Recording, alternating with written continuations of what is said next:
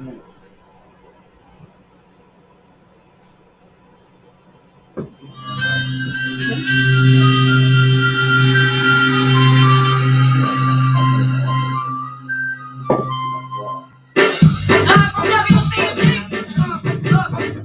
What you see is what you get up on the morning show. I got a whole lot of balls over before I go. Chop, chop, real smooth, Cheeto balls. No, baby. Hold up, I'm at the part of yellow lady. They your host, 12 to 2. If you need a getaway, come see this view. Got a whole lot of drama, feeling like you want to stand by. Put your feet up, watch a Midday Madhouse.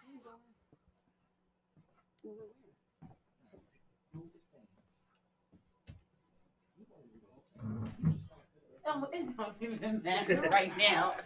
Good afternoon. Good afternoon. The Jello is Jello. Yeah, I'm gelling today. You gelling today? What? Wait. What? It's water. What? I'm fasting. Okay. You intermittent fasting or just fasting? Yes, intermittent. Yeah, for 6 hours, from 6 to 12. Oh, that's dope. I'm an intermittent faster. You are? Oh, yes. Yeah, so I started yesterday. So I had to. So look, she's like, where is the? She wants wine. She wants something. I wasn't expecting. I got ginger ale in the car. Oh well, you can drink some water.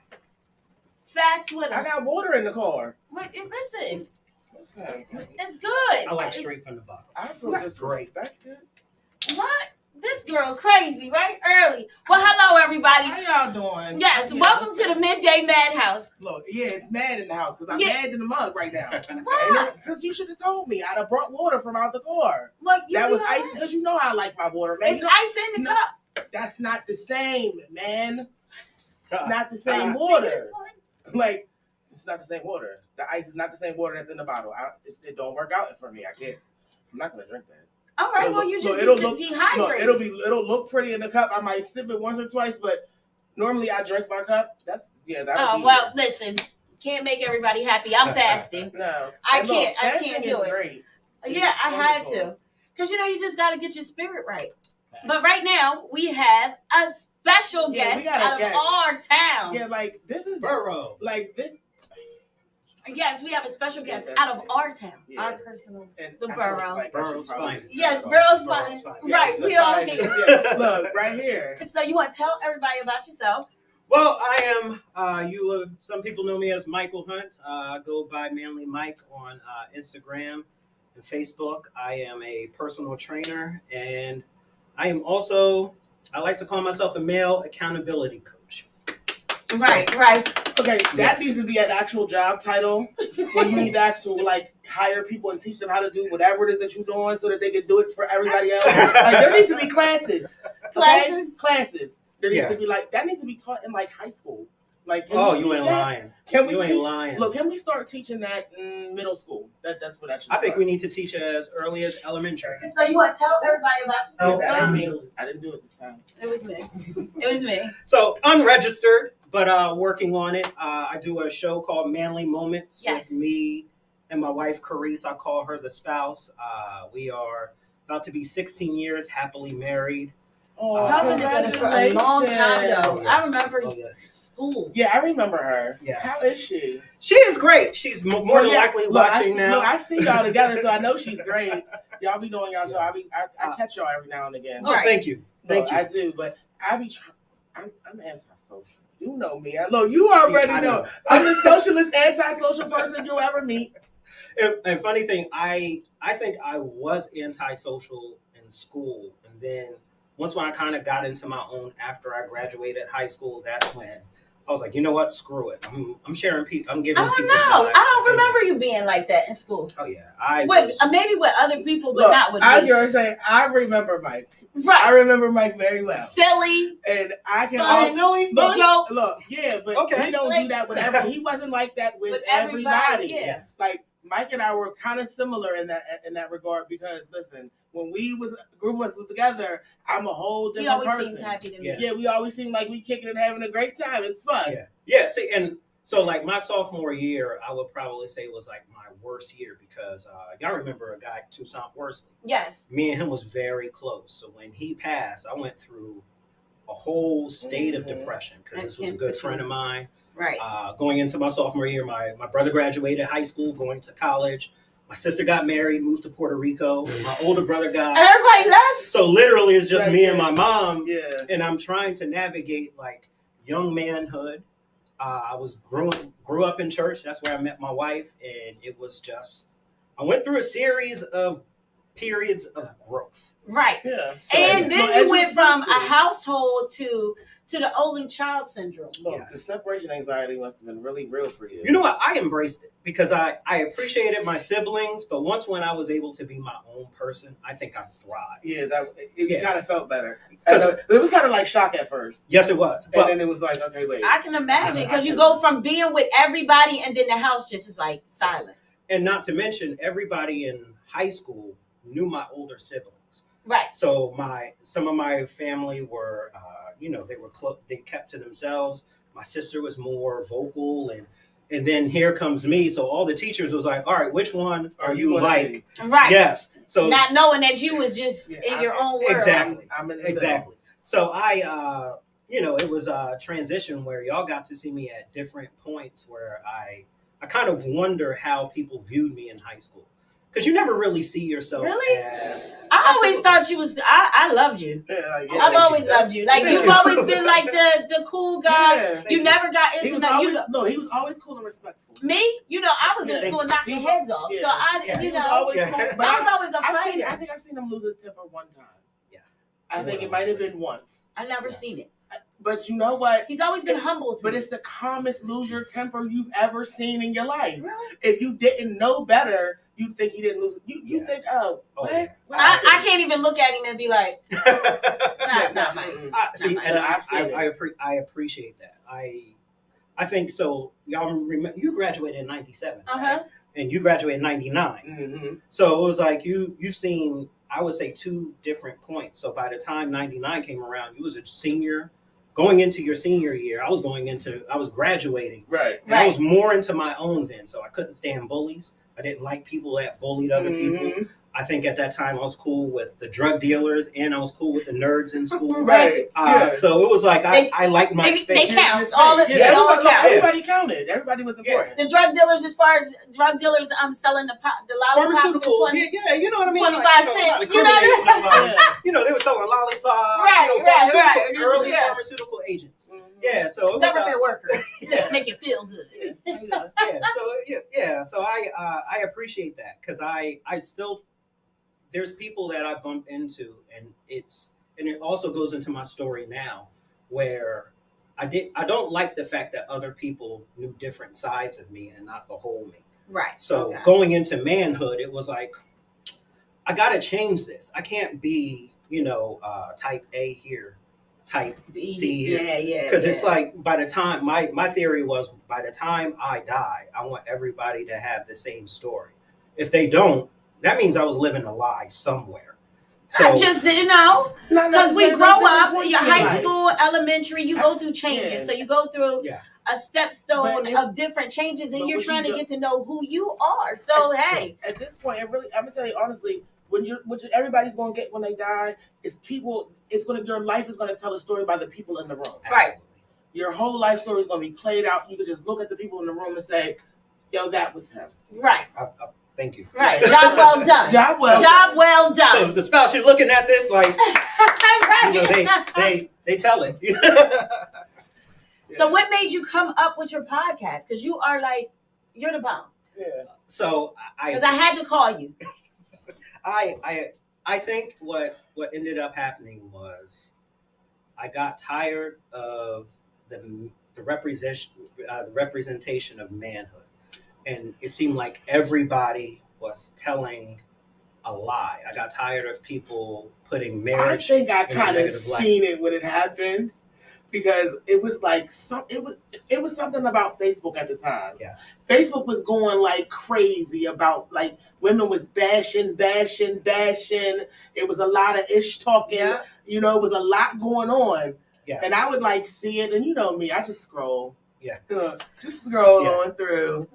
I'm being nosy. Right. Yeah. But Okay. then all of a sudden, it was like it kind of got to be a little sickening on your stomach. Yes. Because wasn't nobody really taking accountability. It was like everybody was pretty much lying. Like Absolutely. so I kind of saw it when it happened because I was like, I seen a post because you wasn't really a posting type. No, I'm not. So it was like, oh, he posted something. Like, oh, Wait. wait. What'd he say? Wait, Mike is on?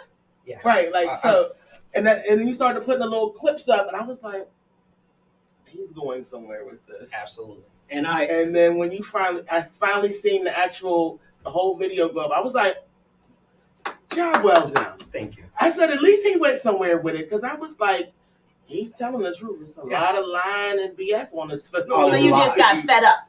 Yes, I got fed up, and it was something I was wanting to do for years. I just didn't get up enough courage to do it. No, we never toasted this morning. So that's what we were getting at with that. Okay, well, welcome to the Midday Madhouse. Even though we're in here having a reunion in here a little bit, right. But we forgetting to hydrate. It's time to nothing hydrate. like water. And I'll get further into it, but it was really all the way up till 2014, till that point where I was like, you know what?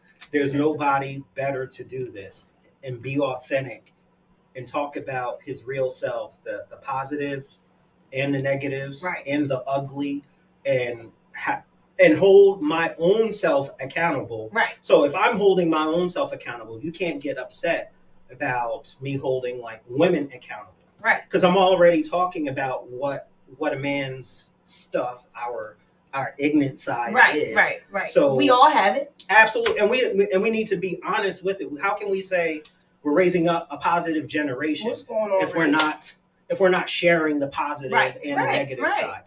That's a problem that we have with our children. And it's a part of life. Like everybody, for me, I always tell the kids everything. Like, listen, they get crazy and they get frustrated. And I'm like, listen, we're only human. We're going to make mistakes. Absolutely. That's just reality.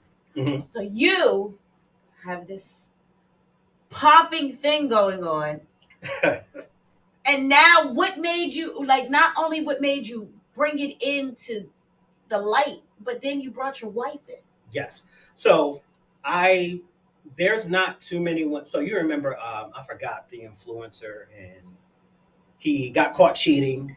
He brought his wife. You talk about Derek Jackson. Derek Jackson. So he was in a position where we looking at it, and it's like, Dad, you're kind of controlling your wife to say certain things.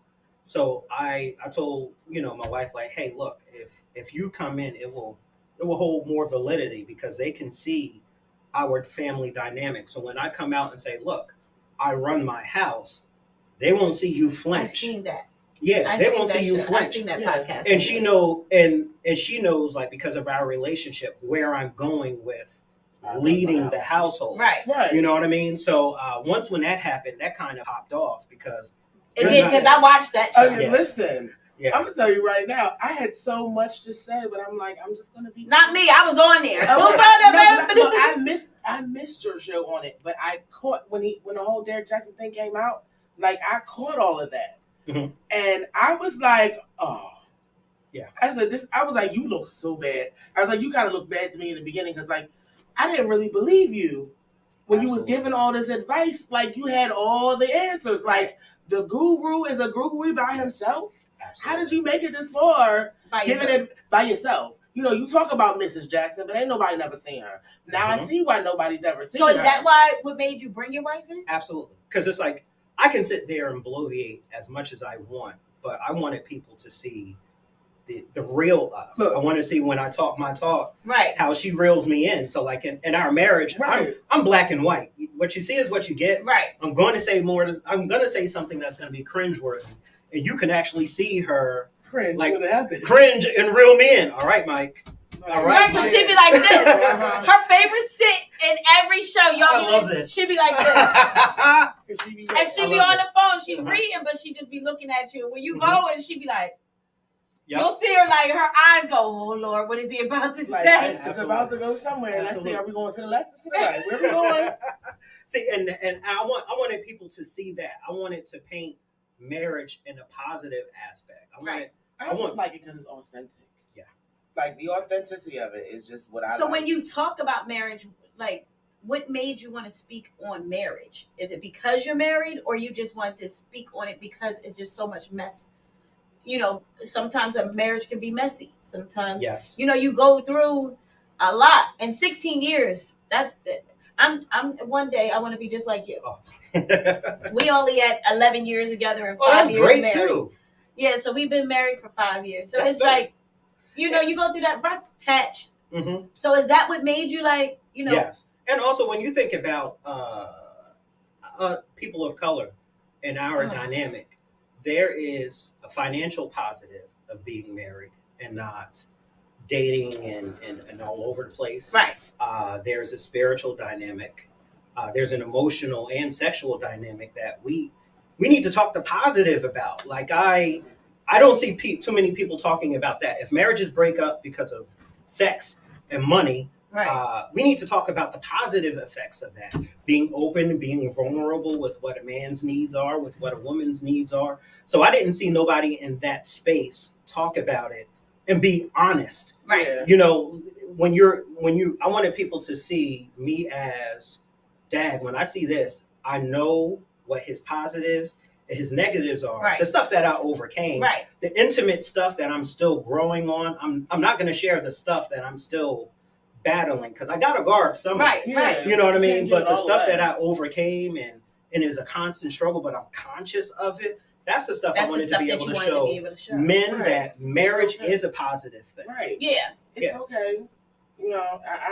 I personally have always believed in marriage. I've Mhm. never been one not to, because that's what I saw growing up. I saw good marriages. I've seen marriages with bad ups and downs, but they're still marriages Right, to this day. right. Like, listen, Absolutely. we might argue and fight. I might not like you today. You can go sleep on the couch if you feel like it, but we in this together. I ain't sleeping on no couch. Yeah, me neither. My back hurt. Right. Like, we getting old. Yeah. Hey, babe, before I sleep on the couch, can I at least say sorry? Look, let me talk about it. Yeah, can we talk about this thing? 'Cause, So you know, do you believe in like when they say, you get married and those first 2 to 3 years is rough? Like, Yes. do you remember that within your 16 years? Absolutely. So like I remember I was, because you're meshing two personalities to one. So here I am, I'm married. Look, you're single, Mike, and before you're married, Mike. Yes. So it's like, I did some self growth before getting married. Right. She did some self growth, and now we're married. All right, it's on and popping. We should be able to have sex whenever, wherever, however we want. We don't have to worry about remorse. Right, smack right, it, we flip it back married. down. Look. You know what I mean? And then I realized, hold on, the engine is totally different from a single woman to a married woman. Now we have to combine debt. We got to combine our wealth, our paychecks, how we're going to pay the bills. What are we going to consolidate? I learned that a man can make a good home, but you kind of got to trust the woman to make. Well, a man can buy a house, but a woman has to make a home. And if you don't give her the opportunity to build a home, I'm not doing what I'm supposed to as a husband. So I went through spouts of anger, not knowing how to communicate properly, needing her to be a little bit patient with me, and I needed to be patient with her. So the first 2 years, we have an apartment. Then she ended up losing her job because it was right near the heat of the recession, and we moving back into her parents' house. So it's like, oh my gosh. Right. I'm a failure now. I'm a failure. Oh my Look, God. everybody feels like a failure at this point. Like, Absolutely. wait a minute, we were out. Yes. We made it out. Right. We were Now we're good. back. We were good. Look, now we're back. And she got laid off, and we're at her parents' house, and being able to go all over the place, and with our lovemaking, now we're confined to a room, and it's And like, quiet. Right. shh, And quiet. can't let your parents Yeah, hear. Right. Right. Can't let your parents hear we Yeah. doing this. Right. So it was a trying time. Oh yeah. Yeah, I bet it was. very trying, very humbling, and if I had to grade myself, I would give myself a C- during that time because I needed to You learn. needed it. Yeah, and that's these moments. That's the reason why I call my show Manly Moments.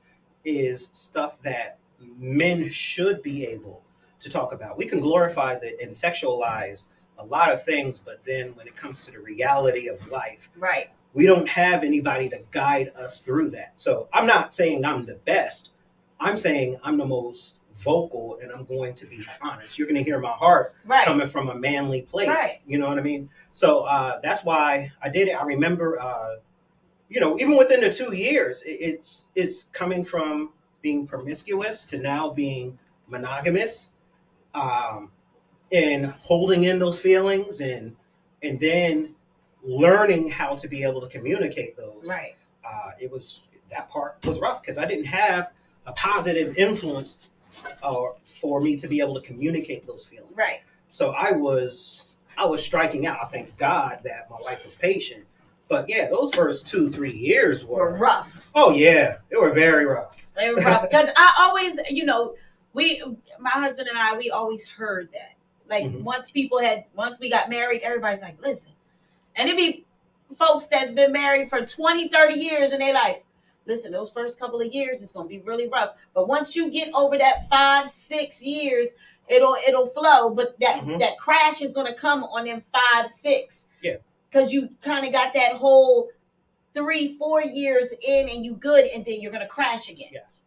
And I'm like, damn, another crash? Like I thought I went through the crash in 2-3 years. No. Let me just say this from knowing married couples that have been married 50 plus years. Okay. It happens in cycles. Yeah, most definitely. And the crazy thing about the cycles and stages, they always happen during life cycles. Yes. Yeah. It always happens during life cycles, and it's so weird. But it's different because you go from being in a relationship, just boyfriend girlfriend type of thing, and then boom, you like I do. Mm-hmm. See, and so I knew. I'm pretty sure my wife won't mind. I knew I was going to marry her when I was 13. So because y'all been together forever. Yeah, I had a dream. I knew she was it. I lost my virginity to her going into my senior year. So I thought by going into my senior year, I would graduate and marry her right out the gate. Right. So of course it didn't happen that way. She ended up going to school and we broke off, but I still had that. And me going through a whole phase. Right, like after that. But that's okay. You went through the stage, but it still brought you home. Right, yes. I'm gonna say that part right there. I think that's definitely what saved your vision. Mm-hmm. Absolutely. Because had you jumped in, I feel like that would have been too much. Yeah, and I was scared of sex. There was people like going into my senior year, not so much because it was like, all right, once when you experience it and it's like a good experience, you want more of it. Right. So then now I'm heartbroken and I'm trying to figure get out that old thing back, and then figure it out. Body count numbers start going up. And body count. I'm like, oh my God, why did I sleep with this person? Right. Like there's a that's lot how of, you be feeling too. A lot of the morning after, she'd be like, oh yes. Just sitting there. You'd be like, did I do this? Yeah, I did. Even during it, it's like, why am I doing this? I know this person's crazy. I know that this thing isn't that good. This thing isn't that good. It's not. But it's it's a part of life. Yes. And so even dealing with a whole phase for men, what's dangerous is we don't talk about really having self-control.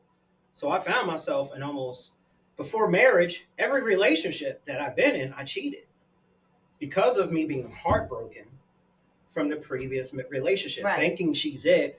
All right, she don't want me no more, so I'm going to try and fulfill that need through temporary relationships, and in the process, I'm screwing up people's lives. I'm leading people on, playing with women's emotions.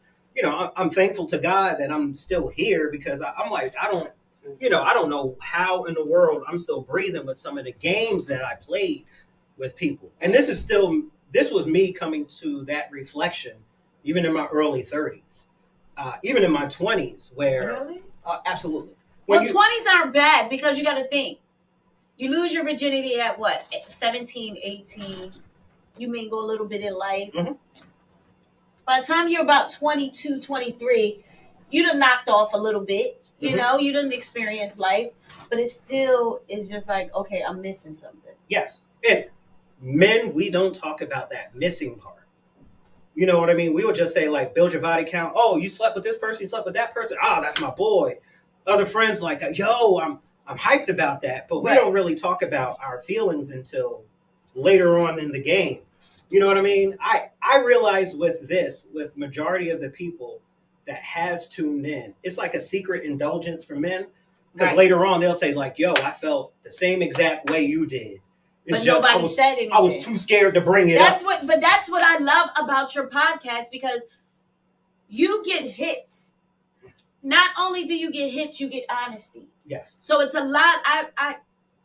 There's women on there, but you catch a lot of men's attention, and everybody is like, the conversation on your podcast with people is great. Like, everybody's being honest. Yeah. That's what I'm like, oh my God, like they're really, oh yeah, because I was feeling that. I'm like, these like men really feel this way, and like you said, they hold it in. And I think, as a woman, we do the same. Absolutely. But we don't hold back as much as you guys. Yes. You know what I mean? Like, we wait until you piss us off, and then we're like, you mother.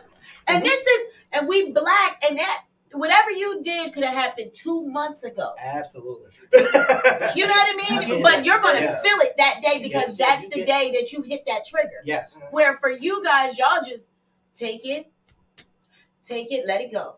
Take it, let it go. There's no blowout point for you guys. When your blowout point comes, it's like, There's a blowout point. There's a blowout point, but it's like, now I'm done.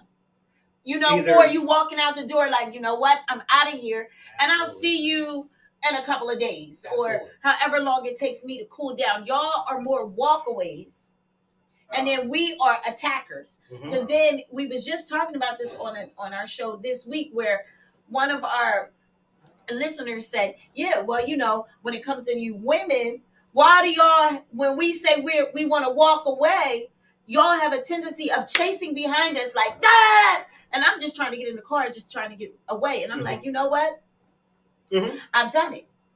I've done it to my husband. Like, I've done it, and I've done it. Yes. And it doesn't, you don't get nothing out of it. You know what I mean? But it's just, that's not going to catch his attention. Yep. We'll do two things. We'll walk away, or we'll screw somebody else. Right. Before addressing the issue. Right. So, like, I was always a person, I'm vindictive in nature. So, I would think of stuff just to get back.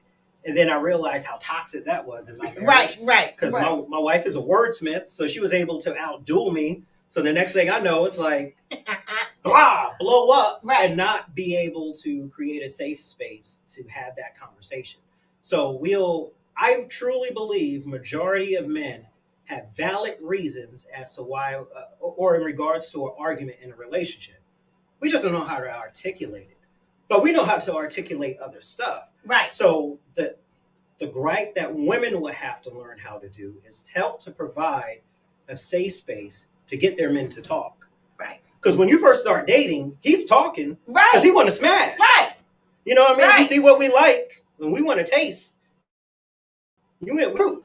So we know how to talk. We know how to have a good gift to gab. Right. And then when we have it, it's like, all right, I'm expecting it to be just like this, or follow our daydreams, and then we come to grips like, oh, well, our reality is not what it was. It's fantasy, and you know what? Let me dip and go find somebody else, and then that's the toxic nature. Instead of going and cheating, take the time to figure out and articulate your words. We're never taught that when we're younger. We're never taught that. No, it's more or less like you guys were always taught. We were just saying that, like, with women, it's always, I can go to Taj and I can cry my eyes out to her. She can come to me. We can have a whole powwow and say, you know what? We need 100 women here. They can come from all over the world, and we can sit in here and cry to each other and go through the emotions of a woman. Where you guys, y'all get together and it's like, I ain't crying in front of my boy. That's Your gay. boy is like, yo, we'll look at that. Man up. Back in that time, oh, that's gay. I'm not going to do that. Right. So man up, eat your feelings. You know what I mean? Right. And by the time we get older, we have no outlet. Statistics show a man is more than likely to commit suicide 5 times more likely than a woman. Wow. Because we don't know how to articulate those feelings. I never heard that. So when you think about the dynamic, jails are filled with men, and we have a hard time being able to handle our emotions. That's true. Right? We'll commit suicide because we don't know how to get those words out. Right? And then and we also find ourselves with guys that it's like failure to flight. We're so scared to fail that it blinds us to succeed. I never thought about that. Yeah. So by the time, but we're taught to talk about sports. We're taught to talk about sex. Yeah. And all the other male macho stuff. And it doesn't start to click for us to be able to have those emotional conversations until we have kids. By then, it's kind of too late. Right. Because now we're learning with our kids. Yeah, now this thing don't come with a book. Exactly. So now I got to learn how to do this with this, and now we're both lost. Now it's like us, child. Facts. Where do we go? Facts. Like I heard one of your callers, and he was just talking about single parenthood and having to navigate, and it's that right there is the core of manhood, because we want to do good. Right. And, because of our penises, we find ourselves in a bad situation. We knew we shouldn't have screwed that girl. And just so happens, we have a kid by this. We have a kid. Now we have to navigate parenthood with somebody we know is going to be vindictive. Right. You know what I mean? I tell people all the time, the worst STD you can have is a KID with somebody you don't love. You'll always stay with you. Might as well put them in kids. Keep eating dick shorties. You know what I mean? Like, That's true. And, I have a son that just graduated high school. I'm not going to talk bad about his mom because both of us had things we had to grow with. Yeah. Right. But I mean, I'm in a situation now where, he's an adult, and I'm glad I talked to him. I was the first person that introduced sex to him. So I'll tell y'all a funny story. Yeah, because I'm interested. What do you mean? So I don't have my phone on me, so hopefully the spouse okays this. So it was a Saturday night. He's watching Nick at Night. So him and his nephew. There's a Trojan condom commercial that comes on. They're all over the place. So it's like, hold on, Nickelodeon, y'all have a condom commercial? Right, Nickelodeon. Yeah. So he's about 6, 7. So you on the wrong Nickelodeon channel for him. Yeah. look in the face. No channel. But it was like iCarly. It's like it's one of those. No, you're on the wrong Nickelodeon channel. Nick Jr. is where you're supposed to be. I think it was Nick Jr. If that's the it does. The commercials, it comes on. Sex is everywhere. But he comes to me and says, "Dad, what is lubrication?" Yeah. So in my mind, I'm like, okay, lubrication, grinding joints. So I was like, so how you close the door and you hear the screeching. WD-40 goes in the joint and lubricates it, stop it from squeaking. Yeah, so he leaves like, okay, and walks away. My nephew comes back, Uncle Mike. It was a condom commercial. And I was like, oh, okay, bet. Son, come back. So we had the thing where I was like, are you sure you want to know the honest answer? Because the one person he's going to hear the truth from is me. So he was like, Dad, I'm ready. All right, so boom. At 7. So I was like, so how... Well, usually y'all get your virginity taken by a babysitter or something by the time you're like 10. Or older. But I knew I wanted to introduce sex and be honest. Because when I captivate my son's attention, he's going to always come to me. Because he knows one thing Dad's going to do is tell the truth. Right. So I was like, so lubrication is like, how you rub your hands together, you feel that friction? You'll feel the same thing on your penis. So you'll put a little bit of lubrication to make it smooth going in and out of a woman. That's what sex is. So my son is like, I was like, yeah. Exactly. He's like, hold on, Dad. I was like, exactly. So lotion is just like lubrication. It makes it smooth across the penis. That's what happens with sex. He was like, oh, snap. Mind rocked. Went back into school the next day. I don't know if he told people, but even when he was graduating high school, all his friends knew if there's one guy that's going to tell me the truth, it's his dad. Yeah, we're going to Mr. Mike. Everybody know Mr. Mike will tell because he more than likely he went to school and told people like, "Yo, my dad told me what sex was." Right. Do like this, y'all. This is the friction. Yeah. My dad is the truth. Goes across the penis too. So it was like, I told him the truth. Right. So as long as he knew, I built that. So I was the first person to introduce the sex conversation. Right. Which is good though. That's not a bad thing because now you got to think they're learning about it in elementary school. We didn't learn about that type of stuff until you was like 7th, 8th grade. Middle school is where you really learned about like condoms and stuff like that. You didn't. They're learning about it in kindergarten. Yeah. Yes. Yeah. So it was like I wanted to be proactive. So even with both of being in a single parent relationship, Right. I still wanted to show him how to respect a woman, Right. and still get my point across. So it was like, hey, son, just learn that a man being the lead, we control the spaces that we're in, Right. especially our relationships. Right. So if you set the pace, the woman will dictate the pace off of your relationship. That's very true. Whether it's toxic, we bring Well, toxicity in a relationship. Whether Right. it's sexual, intellectual. Yeah, because you every time you sleep with somebody, you leave a piece of your spirit with them in And there. we don't talk about that. You know what I mean? We don't talk about that much. The madhouse. The madhouse makes you talk about it. All right, so boom, right? So check this out. Let's all do a mental exercise. Okay. Okay. All right. Look, you make Regardless me of what wanna our do that. body counts are, I want you to think about the best experiences you have. Okay. Instantly, your faces start to come up with the different people they were. Whether it was like oral sex or whatever kind of experience, their faces are coming up, You really close to you. right? What's You that? can see their faces, right? Right. Okay. Can you? No. Like, okay. No. I can. Okay, Well, I you can can- see. Yeah. So, are I'm you trying saying? not to, man? Like, like I'm really Man. trying not to. I- I want to see nobody. I'm not trying to see no face. You just want to see your present. And look, where we at? Not even just my present. It's just one of my situation. It was toxic. It was way too toxic. Yeah, but I mean, Like, still. I don't. But it's know. still, I you wanna don't go got back to. there. Okay, so Okay. yeah, I see. Like, it's Okay. trauma. So I'm not saying for you to go back to like reminisce, but Right. the point I'm making is we carry our past relationships with Yeah, us. Most definitely. absolutely. And if you have unresolved issues with them, Absolutely. it is important for you to solve them.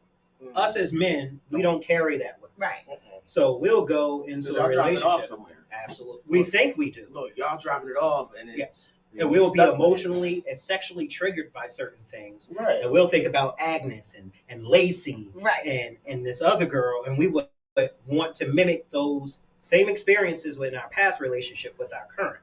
And we start to screw things up that way. So you're literally bringing old relationships in Into your current one, Yeah. wondering why it doesn't work. Oh yeah. Right. Right. That's Yeah. true. Yeah, you Because you find that everybody comes with a past, no matter how you can't Facts. just Yeah, take like, you can't take anything and just shove it underneath the rug. yes. So you know what you come with, but for a man, it's just so much different. I love that movie. What is that movie where whatchamacallit got into? She was able to hear. what men want. But men want? Yeah. Because Mhm. She was yeah. able Mel to Gibson did that. listen to what men were thinking. Mm-hmm. That's interesting to me. Yes. Where for us, it's like, okay, yes, we have been hurt. Things have happened. We have been damaged. But this is who I love. I love you, Mike. You know what I mean? Like I'm with you, Mike, now.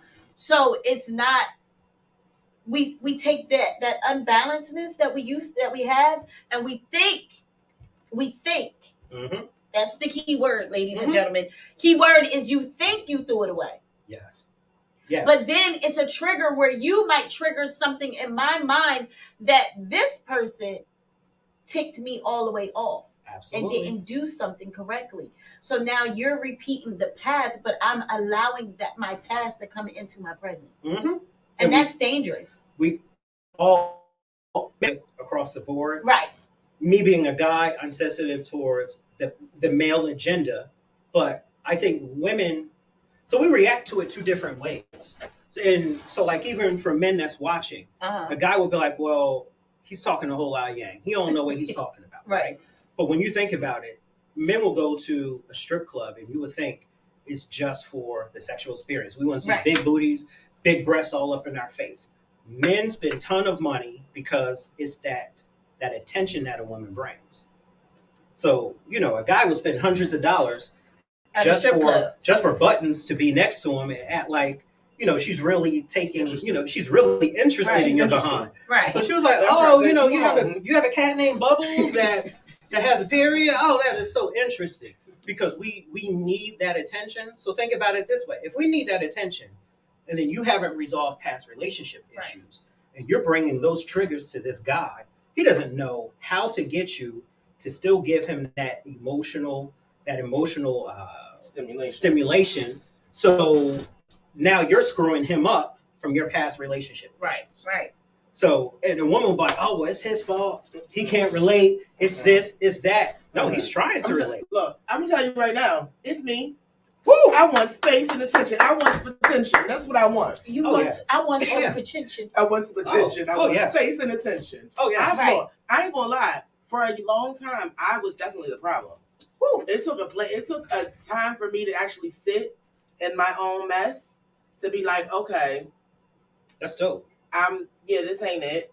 This is not that, and it should never have been that. Right. Because coming from over there, and when you in something that is so toxic for so long, it sits with you even long after the situation is done and over with. Like I had moved out. I had changed my number. All of these things I had done to separate myself from the situation. It took me years. Wow. To get over, like, the stuff that was going on. Everything. Because, like, listen, I'm not saying I'm just sitting here. I'm watching. I'm trying to watch and find all the little red flags before I be like, yes. Because, no, I can't.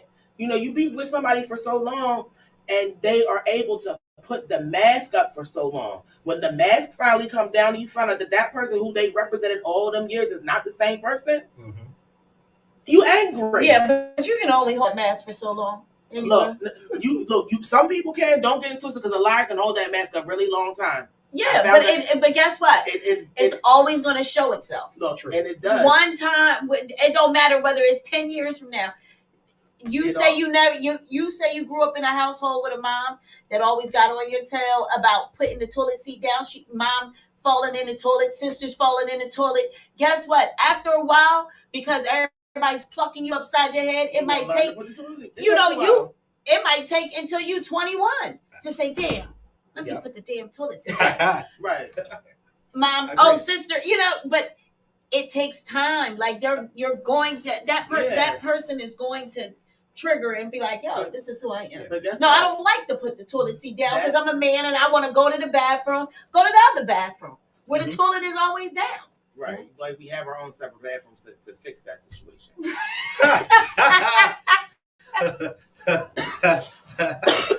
So are you in a relationship now? Mm-hmm. How would you define your relationship now? Healthy. Great. Mm-hmm. What makes it healthy?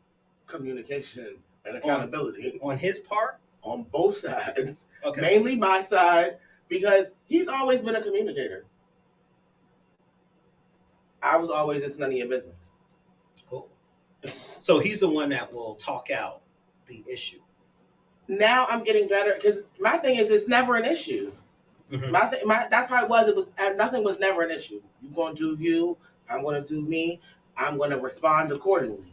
Mm-hmm. Mm-hmm. That was wrong. Okay. Because if I'm responding accordingly and you're responding accordingly, hey, what the fuck is we responding to? Everybody is responding to something that's not here. It's it was the perception that wasn't the real reality. And I'm like, listen, I can't really mentally. I couldn't navigate how to, figure it out. Like I'm dealing with a lot of repressed trauma, and it's like, okay, listen, it's not your fault. Mm-hmm. I know it ain't your fault, but it's none of your business at the same time. Right. Like I don't want to bring this mess to you. There's certain things I just wanted to keep to myself because I'm like, even if I tell you what's wrong, there's nothing you could physically ever be able to do about it. So why would I drop that in your lap? Because I've been holding on to this shit for a long ass time. Why would I give that to I care about? So being that I wasn't trying to give that shit to somebody I cared about, it made it seem like I didn't care. It made it seem like I didn't trust this person. And it was bad. Uh-huh. And it got really, really bad. Mm-hmm. And before I could understand the layers of it, I had to, it got really ugly. Whew. It got really ugly to the point where I had to take the blame. Because it started off from my silence. I made you feel something that wasn't true. Mm-hmm. So I had to take that. But I'm a woman. The fuck I look like telling somebody I was wrong. I'm glad you said that, right? Look, why would I say that? Why would I say that in public out loud? Like, what? So it took me a long time to get from that space. Really? Like, hell yeah. Oh, what you mean? I'm wrong where? And look, how can I be wrong? And I run this mine. I got all this. I ain't never wrong. Not me. I speak my mind. See, so I give the shits. I do. I give the shits to my husband. Like I do. I speak my mind. I say what I have to say. And it's like back in it. It's like, you know, when you was a kid and it's like off my chest onto yours. That's how I always lived life. And then for me, both of y'all know me. People that's watching, y'all know me. Right. I'm quick with my hands. So I had a problem with, like, if there's a reaction, I'm ready to. Yes. I'm ready to attack. You know, I want to fight. Like, no, you hurt my feelings. Like, but not knowing that it doesn't take much. Like, I'm just starting. Honestly, I just started humbling myself. That's dope. Like, that's why I'm fasting. Like, I had to humble myself. I had to get prayed over. I had to really like think, like, you know what? I have to take care of and look out for me. And then I love you. You know, he's my childhood crush. So it's like, I love you, but guess what? I don't love you that much for me to lose me. Gotcha. If I lose me, then I lose everything. I lose our family. I lose our children. I lose my parents. You know, like, it gets deep because I'm big mama in the family. I try to keep everybody in the family together. So it's like she want to keep the family and the neighborhood, the community. She want everybody to be together. Yeah, but I just feel like if I didn't purify my soul, then things would not be going right. So I had to be like, you know what? Mm-hmm. Submission is good. Oh, absolutely. I have no problem with submission, but I'm not going to submit to nothing that I feel like that I'm being pushed into a corner with.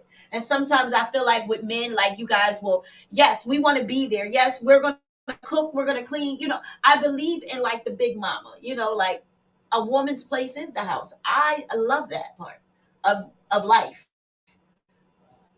But when it comes down to, you have to sometimes don't get too comfortable.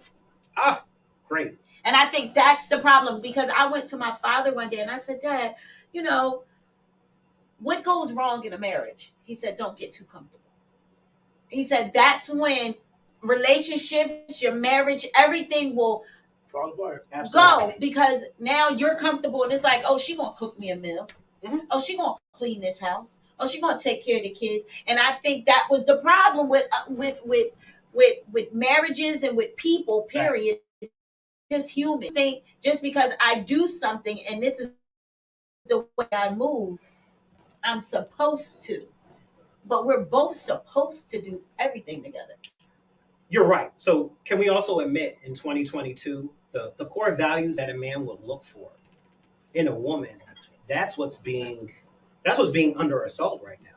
I'm all for a woman having equal pay, right, equal education. Y'all make what, 65 cents on the dollar, women of color, compared to white women that may make around the 70s. Right. White women tend to make more money than a black male. Right. Just demographic. So y'all are the most educated, but the most underpaid in society. Right. Right. So going into a relationship, and I'm pretty sure a majority of men will feel this way.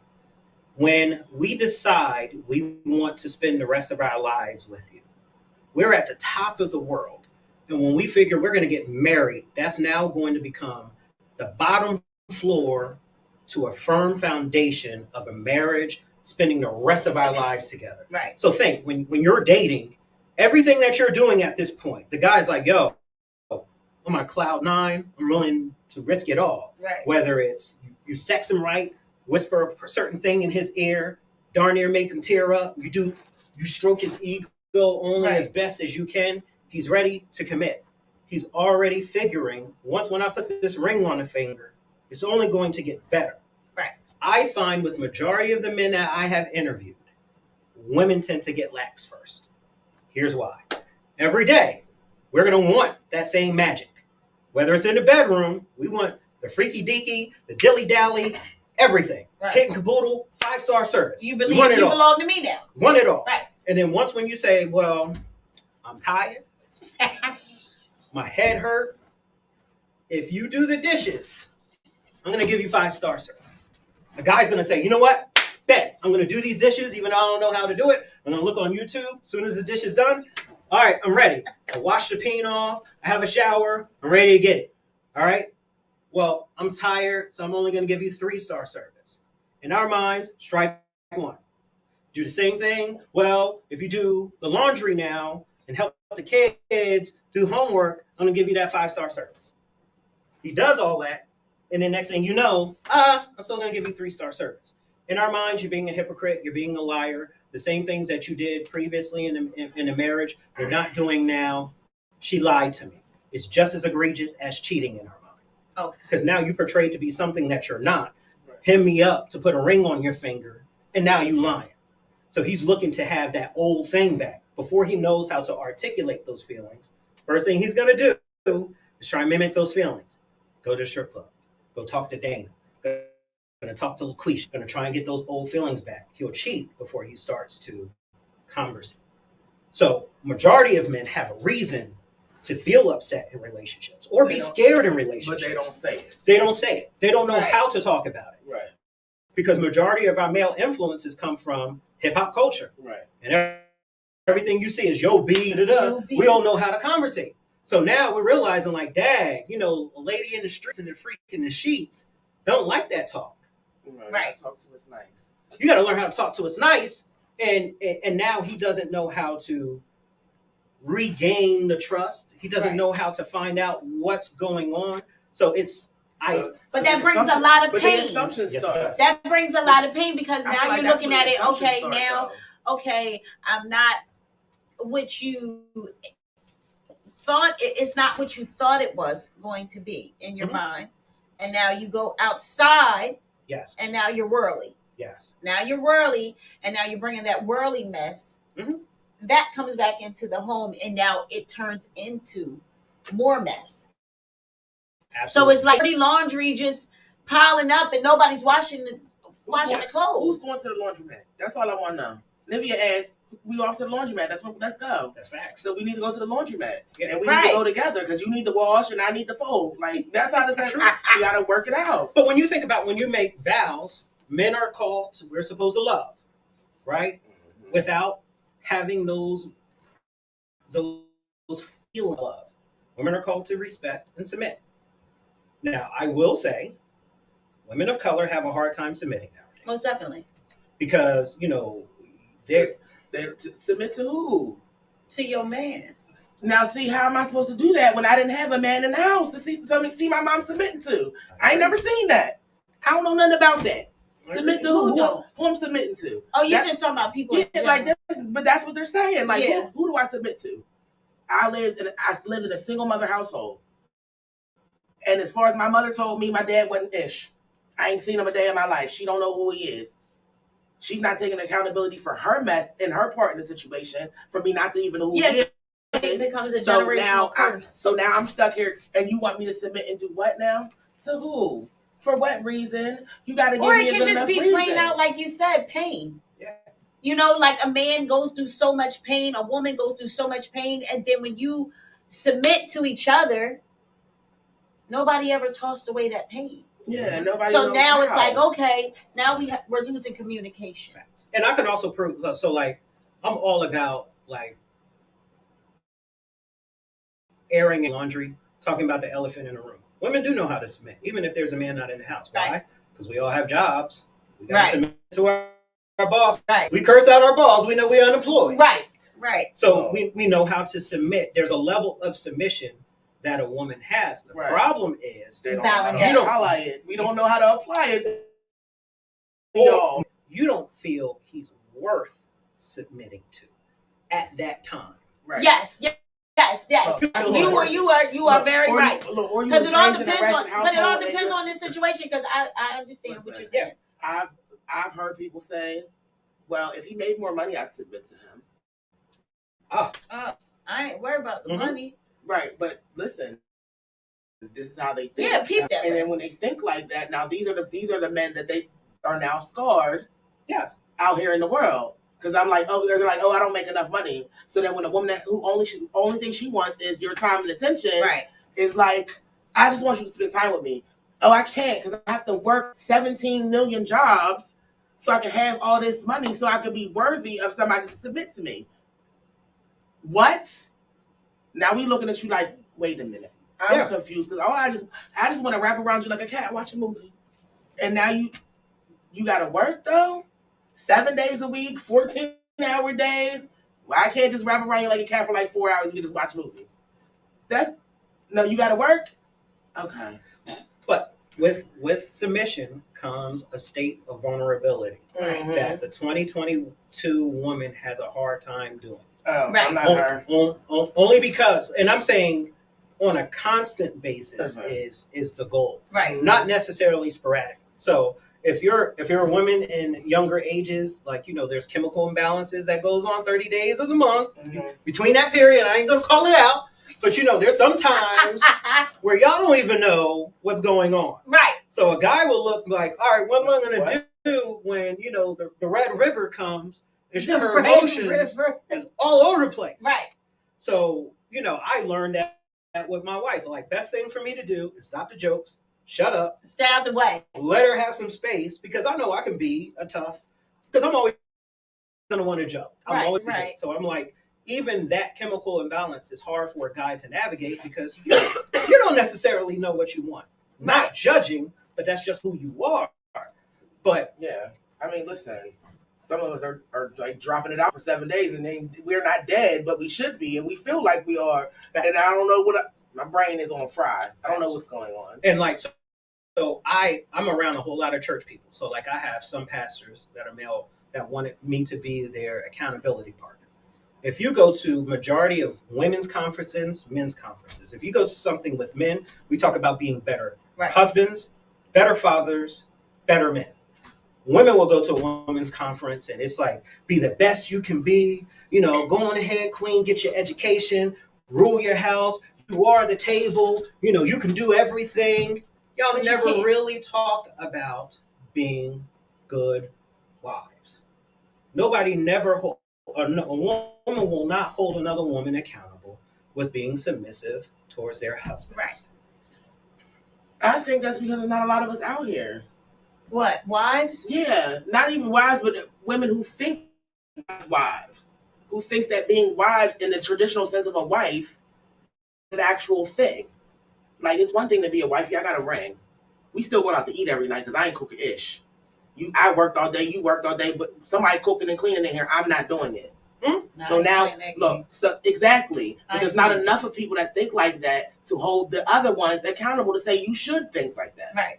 Because if you want to keep your marriage and possibly keep your husband in the marriage, these are things that you should think about. Absolutely. But I mean, just think about it though.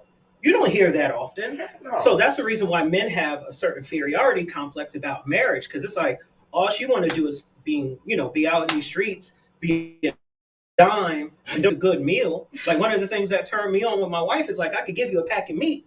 And you can make it. What? I knew I made the right choice. Fam. So he had to sit up like, because I cook 6 days out the week. I just don't cook. It was something about that first plate of food. It was like we were engaged and we would always go out to eat. So finally I was like, yo, spouse. At the time I was like, I don't think you know how to cook. She was like, psh. She took me I went to her house. She had fried fish, sweet potatoes, a nice glass of Kool-Aid, and I ain't nothing like a good glass of Kool-Aid with all over again. I'm like, oh my God, this woman knows how to cook. And I was like, well, why didn't you do this during the whole dating period? Because she was like, you wasn't entitled to these benefits. So she already showed me. Right. She knows her word. She knows how a level of submission to make sure I have a good plate of food. So like my three mottos that a man needs to be happy in a marriage is his belly full, his ego stroked, and his nuts empty. Right. It's actually biblical when you think about it. His belly full, his ego stroked, and his nuts empty. Right.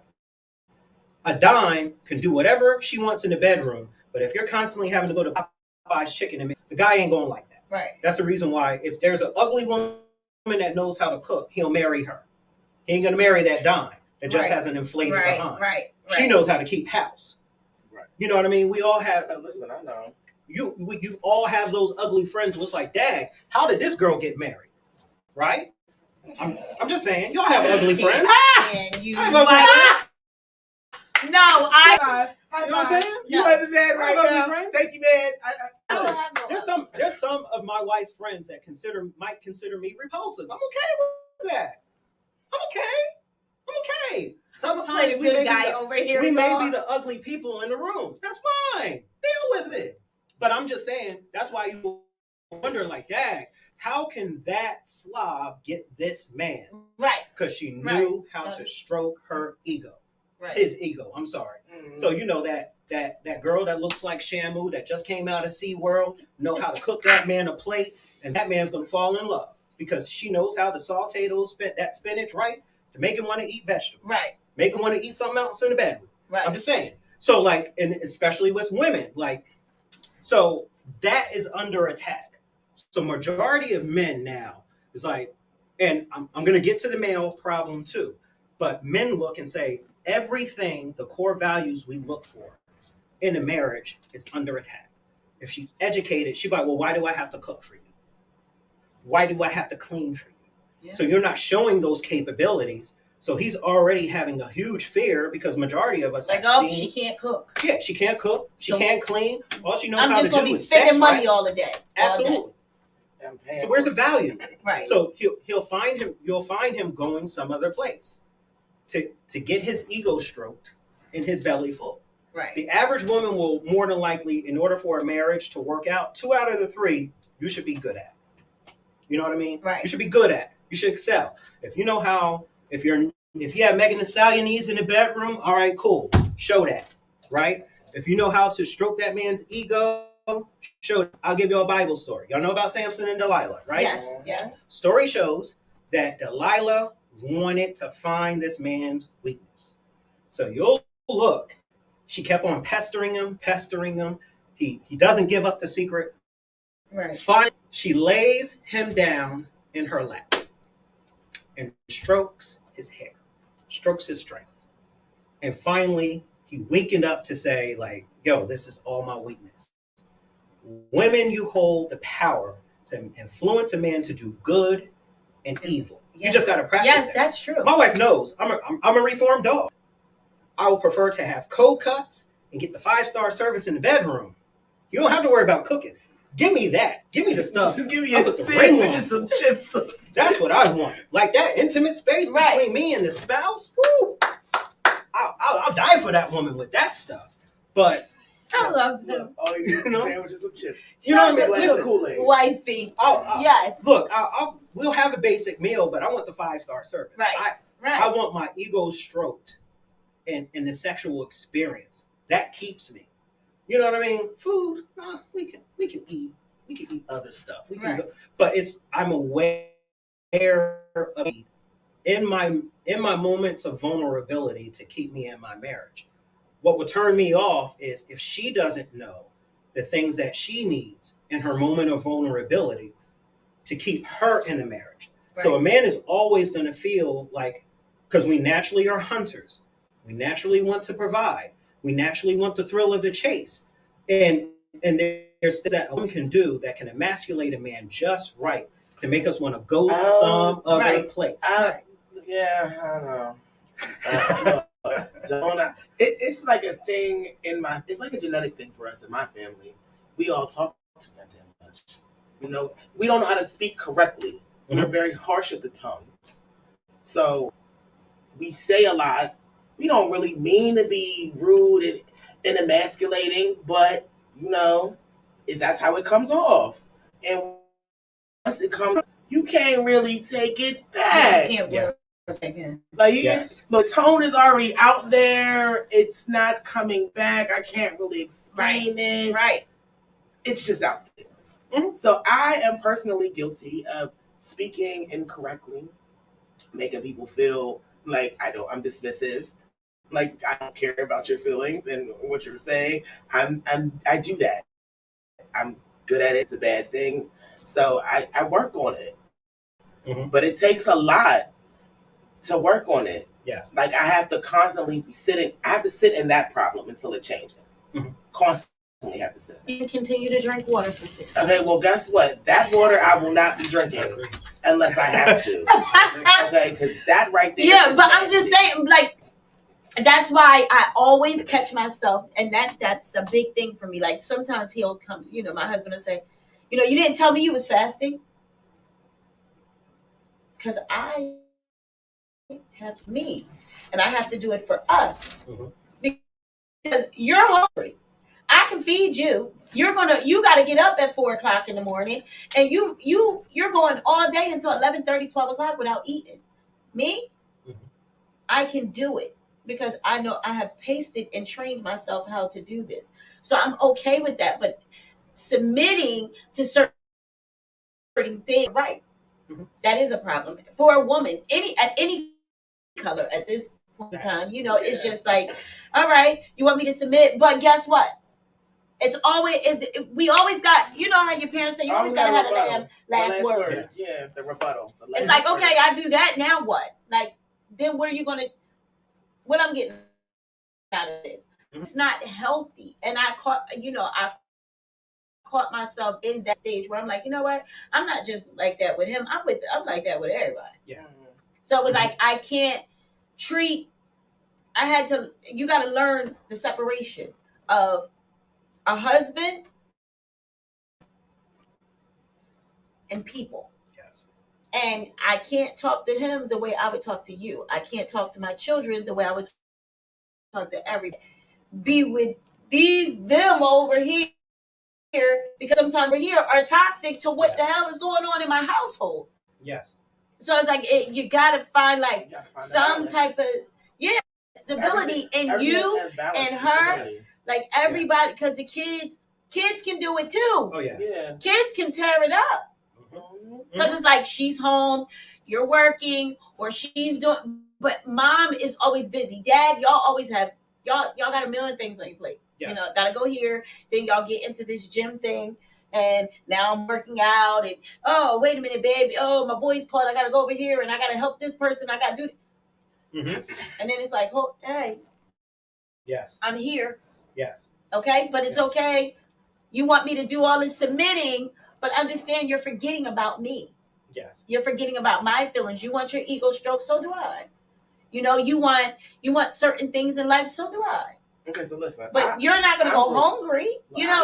So it's like you gotta, you just gotta, you gotta continue. You gotta love hard. And so, funny thing about the word love that we don't, and I'm just an old fool that came up on the truth that I have to explain just to men. Like we're living in a day and age that just two parent households are the way to go. If you don't, two is better than one. I encourage any man that if you're good enough, if a woman is good enough to screw for 10 years, she's good enough to marry. Right. You know what I mean? The most valuable thing we have is our bodies. It's not money. It's not property. It's our bodies. Right. And men are naturally connectors. That's what the penis is, to connect. Right. We always are looking to connect. Right. The more when you tune into being conscious about who you're connecting with, it determines the type of energy we would have. So, like, for example, my wife is about to finish getting her bachelor's. Congratulations! Shout out to the wife. Yes. She knows. She's right. I'm aware every semester my wife grew. She's changed.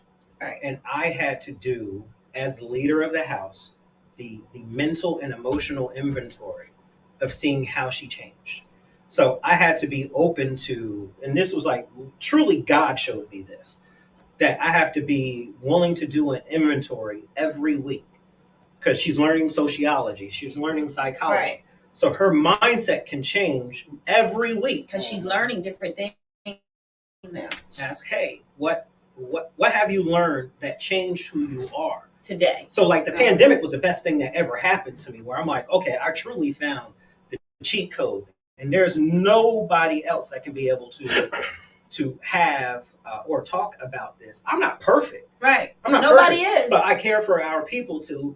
When you look at so many things that's going on, it's because we masters a single parent household, right? And we're mastering that conflict. It even says, like, a woman will always be at enmity with a man. That's all three major religions, right? All three major ones. That a woman is going to be struggling with submissiveness, and trust.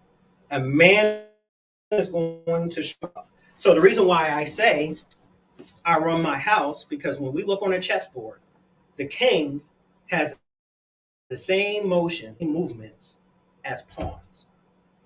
So a man have to figure out, are you going to be are you a pawn? I just learned perpetrating a king. I'm just learning about the chessboard. Yes. So do you know like a pawn can just first move he moves 2, and then he moves 1. Right.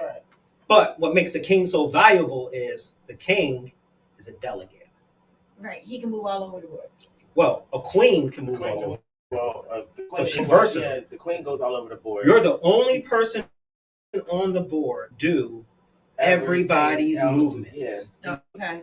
Yeah, because the question, y'all, you know, I don't know how to play games. The queen does. She can do everything. Okay. And that's the reason why I think that is the way it is, and the queen is so important because we the only ones who can do everything. Facts. Because we have to. Mm-hmm. Because at the end of the day, it's mother's baby, daddy's baby. I have to. Definitely. I have to be able to do everything. I got to cook, clean. I gotta clean the car, cut the grass, take the trash out. Because if nobody else is here to do it, I have to do it. Right. So, do you think that the problem would be like I was talking to my pastor, and he was talking, and it's funny that you're talking about like love and things like that.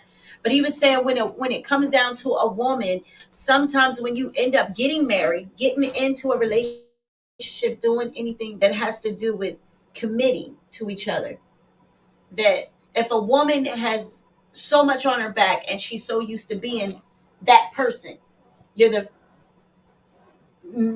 mom, dad, as they call them now. You're running your household. You're doing all this stuff. Your foundation is there. Mm-hmm.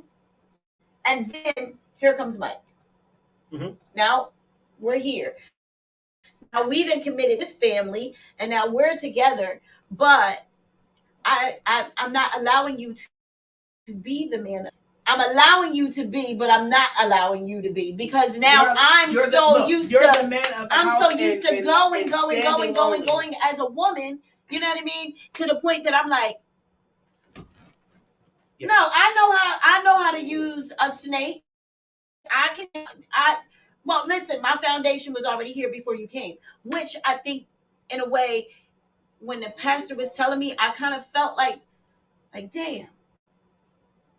Mm-hmm. Okay. So instead of throwing something like that in a man's face because that belittles him, I have to be like, okay, well, babe, why don't you come on over? I'll show you. You don't know how to use a snake because you want to call a plumber? No, I grew up with daddy in the house. So I know how to use this snake. So let them move out the damn way. Like, what are you worth? Yes. I think to myself, you don't know how to use a snake? Like, so it's like the pastor was telling me, like, sometimes you got to bow down to certain situations and back up and just be like, you know what? You got to let a man be a man. Yeah. And then certain things you just got to back up and say, you know what? Yeah. Let him struggle a little bit. I can do it. But, we don't let him do it. Yes. Let him go. Oh, yeah. Listen. Is that part of stroking your ego? Absolutely. It is. Like, that's called that. My grandmother called it navigating the marriage properly. Because you never want to emasculate your husband by being able to do something he can't do. But it's just so messed up when you're allowing somebody to do something. And you know damn well they're not going to finish it. Yeah. Now you sitting there like, damn, I could have had that done in like 5 minutes. He's sitting there for 25, and now he's Googling. Yeah, but and you're like, damn, man, you ain't even have to go. Because we all right. They need to look. My grandmother always said, if you go about it the quick way, it'll hurt you in the long run. Absolutely. Because by going ahead and doing it yourself, even by doing it, you're emasculating him in the process. Type of way. He's not going to tell you that he feels some type of way, but he does. He's going to hold on to it. He's going to sit on it, and he's going to do whatever. He's going to take it, run with it. But then it makes you feel bad because at the end of the day, I've seen some of my girlfriends. I ain't going to speak on you, but I've seen where, it's been a situation where it was like, he's trying, but you know it. You know how to do this. Yeah. And then he's struggling, and then you turn around and he's like, fuck, you know how y'all get frustrated. Fuck it. Yeah. I'm gonna just call somebody to do it, and it's like, babe, how to do that? And it's like, well, damn, why you ain't say nothing? I did. I did say something, but I didn't want you to feel bad.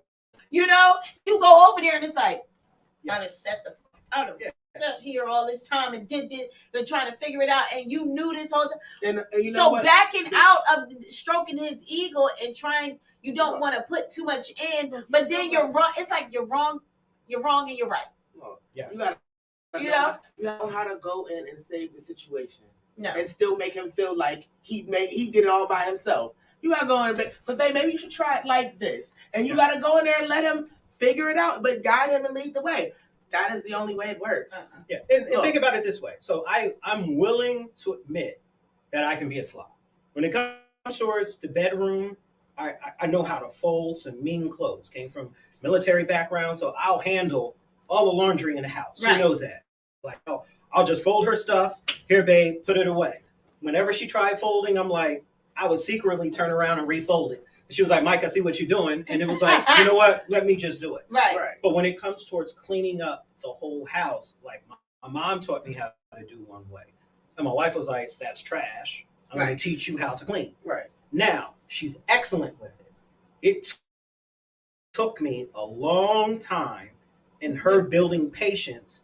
Did you hear the long time? I like how you like sprayed it. It was long. You see what I'm saying? It was long. I'm admitting when I'm wrong. Right. I'm admitting when I'm wrong and I'm trying to grow. Right. Majority of us men know how. Like, for example, I know a girl, she was dating a guy, and she literally had to teach him how to put his behind right. Because he was clean, and he was like, how do you smell like this? And she literally was like, well, I'm going to show you how, right? Different story, different time. But the point was, my wife was patient in showing me how to do it. That it took me a while. I learned how to. She taught me how to redo the dishes. She taught me how to redo the kitchen. Right. Till finally, she was like, you know what, Mike, you do it better than me. Reason why was because I wanted her to be proud of me. Right. So I was like, oh, baby, you did this kitchen? Because I wanted that feeling back of where it was in our honeymoon stages. Right. So she's seen that, all right, I have to constantly tell him over again. And I'm thankful she was patient enough for her to work with me to where I'm where I need to be. Now, she still will say, whenever I come into the house, Mike, I could tell where you are because you leave little tidbits everywhere. So, like, I think that's just what a man. Yeah. You guys will come and just drop it, just whatever. Don't judge us. We don't judge us. We want to let you know we home. You know what I mean? But I mean, like, but we want you to be just as patient as you want us to be with you. Right. Because y'all are a ball of emotions. Y'all can master the whole chessboard. Right. But the importance of the king is he delegates. That's the power of him. Right. So you can go all around the board and lack military strategy. That's where the man comes in. Right. So, funny thing about spirituality that people don't talk about with marriage is God has so many contingency plans when it comes towards a woman in a relationship, right? So, example, if a guy's is like, oh, well, I'm doing everything I'm supposed to, I'm doing what God told me to do. Like, there's a scripture that says if a man does not take care of his family, especially his immediate family, he is departed the faith and considered worse than an infidel. So no matter how he treats anybody, if he doesn't handle his family correctly, he going to hell. Right. You ain't if you ain't taking care of your kids, you're willing to take care of your side piece kids, and you know your kids is somewhere dealing with emotional stress. God don't like that. You're never gonna see the pearly gates. Right. Period. I don't care. All major puts the importance on a man to hold down his family. Right. There's also a scripture in 2 Thessalonians chapter 3. If a man don't work, So, and I look at that from a physical standpoint and a sexual standpoint. Homie, if you don't have a job, you ain't gonna be able to eat the pudding between legs and the pudding on the table. Right. So God leaves a contingency plan for a woman. If he's not handling his business, he's not acting in the true position of a man. There's also another scripture where it talks about men or husbands honor your wives as the lesser vessels and dwell with them. so that your prayers are not hindered. So I tell this story when my wife was getting her associates. I didn't think I was a hater. I didn't think I was a hater of it. But, she was moving, she was doing things, she was killing it. And I'm looking like, dag, how I feel stagnant. We were coming on a trying time when we had miscarriage. I'm trying to handle the emotional stress of that. She's degree. And I did a crazy thing. It was like middle of the night. I was like, all right, God, I'm tired of feeling this way. Show me everything that I am doing wrong, because I don't want to hear this woman's mouth anymore about how I'm not holding things down at home. And I don't want to cheat because I know it will be catastrophic to the relationship. Show me everything. And with that, I realized I wasn't persistent with making her feel Right. like I wasn't being chivalrous. Right. Chivalry is a thing, ladies and gentlemen. Like, we like it, okay? Absolutely. Opening doors, Yes. telling us that we look nice, those types of things. So that's what you were missing. I was missing that. So there was things I wanted in the relationship. And in order for me to even get to that point, it took a year of me being consistent before I even got to a point when she was like, well, Mike, what do you need in a relationship? Because she noticed without me telling her, yo, check this out. I'm opening this door for you. Right. I was literally doing it. And we forget the word love is a choice. It's not, you don't fall in love by osmosis. Right. At all. You choose to love a person. That's the power in the word. Right. You know what I mean? There's a reason in all hip hop videos, you see all these dime chicks. You see all these hoes in the video, right? But there's one particular girl that stands out where the guy's like, oh, I want her. So we acknowledge that we can be lonely, and there's nothing like the touch of a woman to make us feel complete. Y'all don't have that. Y'all don't have that feeling. That's us. All three major religions recognize the Pentateuch, and the Pentateuch talks about it is to be alone. I will provide a mate. Right. So with that, I hate to say it, there's just some women, they're never going to get married. They don't have the right mindset. Just deal with it. Either change your mindset. No man ain't going to want you. You're always cutting men's balls off. Deal with it. Right. Yeah. Change. True. If not, you're never going to get married, is what it is. But if you are, it's a man can acknowledge that he's lonely. We are just as emotional as you guys. Yes, you are. We don't know how to talk about it. That's what makes us so dangerous. Right. And we forget, like, we're connectors, so we're always trying to make a connection. Y'all are looking for replenishment. You're looking for energy because y'all are receivers, right? So y'all looking for the same thing, but y'all can do without it. Y'all have kind of like spiritual solar system. Right. So if you can't get that connection, you just get solar. No, I can create. That's true. Take the energy in because outside is everything. Yes. The vitamin D is the truth. Yes. And we love that connection. We're addicted to that connection. My wife knows that. That's the reason why, like, my change was once when I knew the very thing that holds me vulnerable, and I know how to keep it at its most purest thought or in purest feelings, I guard that with my life. Right. So there's just things emotionally nobody will never know. It's just for her. Right. Mm-hmm. You know what I mean? Because everything isn't for everybody. Yeah. Right. And when you're married, my body doesn't belong to me. Right. It belongs to her. Mm-hmm. That includes my orgasms. Right. So I'm not necessarily one that believes in jerking off. Right. But I'm a dog. So I look for her to satisfy that need. Right. Nobody else, just her. Right. It took a while for me to get to that point, but I reap the benefits of it every day. Right. Because now, like, the one thing God showed me is the more you're being able to talk about your relationship, it's going to put you in a situation where you do what you love. Right. So I'm literally going to get paid for telling people so you had a relationship. Yeah, so you had to about my humble. wife. You had to humble yourself. Facts. And first, it took me humbling myself, acknowledging my wrongs, understand that she's the queen on the chessboard. She's versatile with everything. Right. She needs me to make those decisions. Men have a tendency to make decisions without the emotional baggage that you provide. Right. So you look for that stability. That's the reason why if you have dads, you look in like Dag, I wish I had that because you like the stability and the Of what you safety see. that a man brings. Like you Right, said, you like right. curling up. Look, I just want to wrap around you like a cat and watch TV. You know what I'm saying? Because- But that's true because But- I know for me, when I'm growing up and watching, and I came up in a household with mom and dad, you know, so growing up and seeing how great of a man my father was, it made me be like, you know what, this is what this is what I expect. Mhm. Because they make, your mother, it's just like a man. When you growing up with your mother, you end up finding, you cling to someone that ends up reminding you of your mom, Mhm. That's whatever that woman was in your life, that's what you're going to attract Yes. to. So Facts. it's just like, Yeah.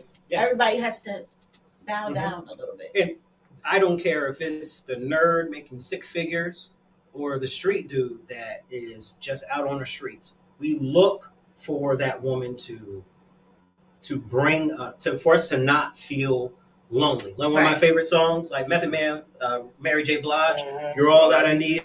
I'll be Right. there for you. Right. If you keep it real with me, I keep it real with you." Uh-huh. So it's like we look for a Dag. She knows how to stroke my ego, or even when the skies are gray, you'll rub me on my back and say, "Baby, it'll be okay." Right. And that's real to a brother like me, baby. Yeah, 'cause every man, I feel like they want that same stability to know that even when times are hard, you still gonna be here. But I think it's just like the both of y'all. Like it's more of everything we're talking about is communication. Yes, it is. All of it. Communication Yes, is it is. very important. It's important. It's Yes, it is. important. And I mean, and that's why, like, I have my name Manle Mike with an E for the emotion. Yes. I've LE. mastered Uh-huh.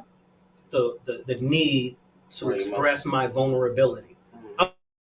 I will never say because I don't care. I don't care what other people's Right. perceptions are of Right. me. So do you coach? Are you, do you It's talk to I do married a lot of couples, the talking. relationships? Like, Yes. do you do that? Yes. So like now, since I've been doing this, like I had a ministerial background. So Oh, you do. yes. So like I don't know necessarily like doing it in a church setting because there's walls, there's Yeah. boundaries. Right. And people get so caught up on the religion The aspect boundaries. that they just Never- miss the core values of Of what what saying. and we're spiritual in Right. nature. So like for example, like I gave one example to a guy because he was like, "Well, I'm an atheist. I don't believe in a God and I don't believe in the moral code." I was like, "Okay, so you're single, right?" Yes. He was about to get married. So I was like, "So whenever you screw a girl, do you always feel like a little bit of remorse? Dag, I know I shouldn't be doing this because I'm not married." Right. He was like, "Yes." So we're automatically downloaded with a moral code. Men don't want to, like, we don't talk about that. Like, we'll just say promiscuous, and then with us being connectors, we're looking for different connection valves, and it just doesn't fit. Right. So by the time when we get married to somebody, we have so many different connection points that we don't know how to plug into the one that we're making a commitment with. So for him, I was like, so what happens, and you can attest to this when you're married, right? Did you always have a feeling of remorse when y'all had sex before marriage? No. You never had one. No. All right. You're married. Because we didn't. I had to beg for it. I don't know how my husband is gonna feel, but like I had to be like, yo.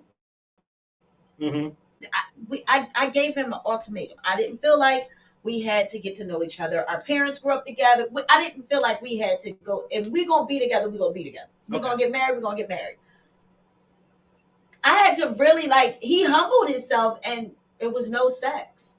Mm-hmm. And I had to be like, you come here and bring that. Oh, so you're saying he was the one that was like, He was like, I had We ain't more getting busy. respect for you. Cool. Like he's like, no, I didn't. I'm talking like 4 months. Mhm. No. And then when it was like, okay, time to get this wedding popping and everything, it didn't happen, but it was just like, okay, well, shit, I was waiting so long for it. So this is great. This is great. I appreciate that. Honesty. The night you got married, your first night, did y'all have sex that night? No, we were drunk. Okay. The first had sex, was it different? Do you remember it? Yes, I do. Was it special? Yeah, it was different Well, how different was it? because it was more or less like he belongs to me. Exactly. So that's the point.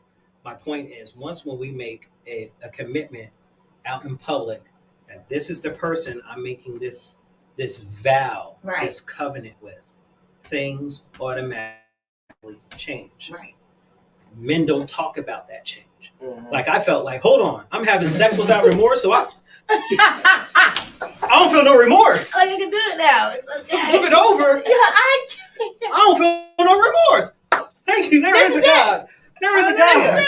I don't feel bad no more. I can hit that, right? But the excitement of that is what men also need to understand. You know what I mean? Like, I could be on the ones and twos. I could be DJ Manle Mike in this bedroom. Right? You know what I'm saying? Like, oh, this is fun.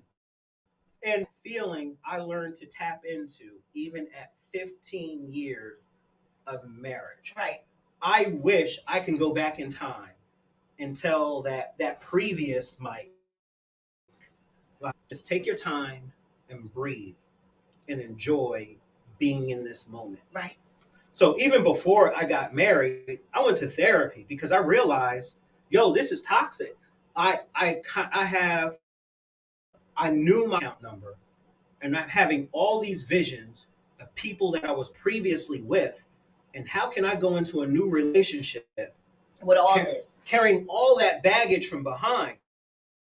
I know it doesn't work because we grew up with a ton of people that had failed marriages. That's the reason why they ain't trying to get married. Right. I had a football coach in high school when he knew I was trying to abstain. He was like, "Yo, all this loose booty out here in your high school, and you ain't trying none of it. You ain't hitting none of this. What are you doing?" And he knew how I felt about her. Right. So he still, I had a whole lot of men encouraging me to do the wrong stuff and never telling me how to tune in and be a good dude. Right. To be a good man. Right. So I held some kind of resentment. So now, since in my 20s, me dealing with a miscarriage, not knowing how to handle it. And then my wife had twins and she lost the twins, and me seeing my twins take their last breath. It did a number on me. So a moment. Yeah, so that is like and having to that just made me like stop breathing for a minute. Like that's emotional. Absolutely. Yeah. So it's and we're not taught how to handle these situations. So it's like even a man don't cry. Man don't cry. You know what I mean? It's ironic that we don't have those examples until we get older. And then you feeling it. And then we're feeling it. And it's like, wait a minute, what is this feeling? Fact. What is it? Where, like what I was telling you, like women, we are emotional wrecks. Yes. Where you guys are taught, be a man. You're not supposed to cry. Walk it off. You're not supposed to hit a girl. Okay, so you gonna tell me this? She can punch me all up in my face, and I'm supposed to just stand there? Something hurts. My mom passes away. My great grandma. I'm not supposed to take this in and cry about this. Yes. You guys are built and bred for certain things. Like you're supposed to stand with that armor and not move. You're human. You come with emotions. Yes. And then once those emotions come, you don't know. I think that's sometimes whether you're in a relationship or you're in a marriage, it's still the same to me. Yes, it is. But the emotions go. Mm-hmm. And then once those emotions are, and you guys feel like, well, damn, this is it. Like I'm married. Like I'm good. I'm in this relationship. I'm in a happy space. But what is this? Am I feeling like I'm getting these little butterflies in my stomach? Like, oh shit, what is? Oh, I don't know. Wait, hold on, let me go. Because society brings you up to say no feelings. Yes. Especially for our African American men. Yes, absolutely. It's no feelings. You guys are supposed to stand strong. Don't cry. Don't, take this punch. Mm-hmm. Mm-hmm. And then once you get that googly, oh my God, like a female. Yeah, we get all, oh my God, I just love him. Look at the way he look. And it's just like, okay, yeah, I dig you. Damn, she's stroking my ego. Yeah. She's doing everything. She's cooking. She's doing all the things that I wanted in my mind and that I seen the women that I grew up with do. But nobody told me how this was going to make this feel. Facts. And one of my favorite movies is Baby Boy. right? So you see Jody, Uh-huh. and the positive male influence. There's two. The unlikely male influence that you see is it shows a transformation between Melvin and what was Snoop Dogg character Rodney. Right. Yeah. Rodney beat on women, went to jail, right? But when he got frustrated, he was like, "Yo, first things first, I need you to have my baby." He recognized the importance of legacy, Right. and we got to get married. Right. First time you heard it, Right. right? So Right. even though he was a man beater, he said, "Yo, I want to build a legacy, and I want to wife you up, Yes. because I feel you're worth it." She's wanting Jody to do the thing, and he doesn't see it. Right. But this man sees it, and then you also see Melvin, that he corrects himself. He was like, "What? You want me to be like you, Right. Melvin? No, nigga, you can never be like me." Right. And he gives him a positive influence. Right. A man needs that. Unfortunately, we'll look for people that is influenced, because we'll see the money, power, respect, and we'll want to trust that person. Right. When we realize it's too late, that's when we do our change. I want to be able to combat that. So, like, even a good amount of people I work with, and there's a couple of people out in social media actually mastering this now, where we have to have a safe space in order for us men to have conversations. Majority of men are frustrated because they lack purpose. They don't understand where to go from here. So for a guy, instead of having the self-discipline in a video game and just having sexing people here and there, there's importance of education, vocation. Right. If you're not trying to go into a college classroom, look at earning a trade. Majority of the trades right now is going to be a six-figure salary. Right. Whether it's a plumber, engineer, something like that, doesn't require too much schooling. You can go into getting a CDL. Now, majority of truckers, you can pull a six-figure salary because there's such a need. Because how often are our Amazon packages coming up? So I wanted to be a one-stop shop of providing solutions to the everyday causes of stagnant manhood. Right. So I'm in the process now, like with training. I talk to men about like the power of, some people call it semen retention. It's just really abstinence. Right. Not sticking your thing in everything that moves. Right. You get more fulfillment in tapping into your dreams instead of tapping into a woman you're not supposed to. That's a biblical example of makes a lot of sense. So there's a lot of men that see women doing big things, and we'll lie to get her special treasure, which is her vagina, and we'll try and lock her down by trying to sex her right. Sooner or later, that's when you pick up on a lie. Right. You realize he's just a snake. Yeah, it's just right here. Because he's unfulfilled. Yeah. And that's one of the things that I learned while my wife was getting her associates. The best thing for me to do is help out with her dreams. So if you keep it real with me, I keep it real with you. Yeah. So by the time when I started my training business, I've already learned how to follow. So now she's doing the exact example that I learned how to do. That's why I say I run my house. Right. Because my wife knows when I say I run my house, the best leader you can be is one that gives. That's the actual feeling of love. Right. Love is giving of yourself. Yes. So when I say I love my wife, there has to be a sacrifice with it. So what I sacrifice is my sexual feelings does not belong to anybody else but her. My feeling of the satisfaction I get with taking care of her, that was my cousin. Taking care of her gives me so much joy. Right. I want to tell people about that. I don't have to worry about looking at all the loose booty everywhere. Am I conscious? Yes, I'm a trainer. Yeah. But I've disciplined my eyes to where, all right, I know that's an attractive woman, but she don't hold my feelings. She's not her. It's belong to my spouse. Right. And hers belong to me, to our bedroom. It's even more of a spiritual that I never knew of. Right. I don't have to worry about watching porn and jerking off in the bathroom. Because I have yes, at home. And connecting with all these other spirits that you know is a lie. Right. You're jerking off to something that you know involved in sex trafficking. you know it's dirty. That's the reason why majority of people don't be like, yo, when I go home, I'm gonna go and spank this monkey. So, I'm just gonna jerk it off. Right. Because we know it's secretly something we don't want to do. Right. So majority of men looking like, hold on, you actually telling me you don't jerk off? No. I'm one of the 30% of men in the earth that does not watch porn. Because I learned how toxic it was. Right. Because I wanted my wife to be like Bubbles, and she wasn't Bubbles. Right. And Bubbles is over there. Yeah, and majority of men tap into a sexual experience. Because one thing other toxic men will teach men to do. Right. Well, in order for you to keep her, you got to give her that D to make her keep you around. Right. And it's up to her to finally decide to let your trifling behind go.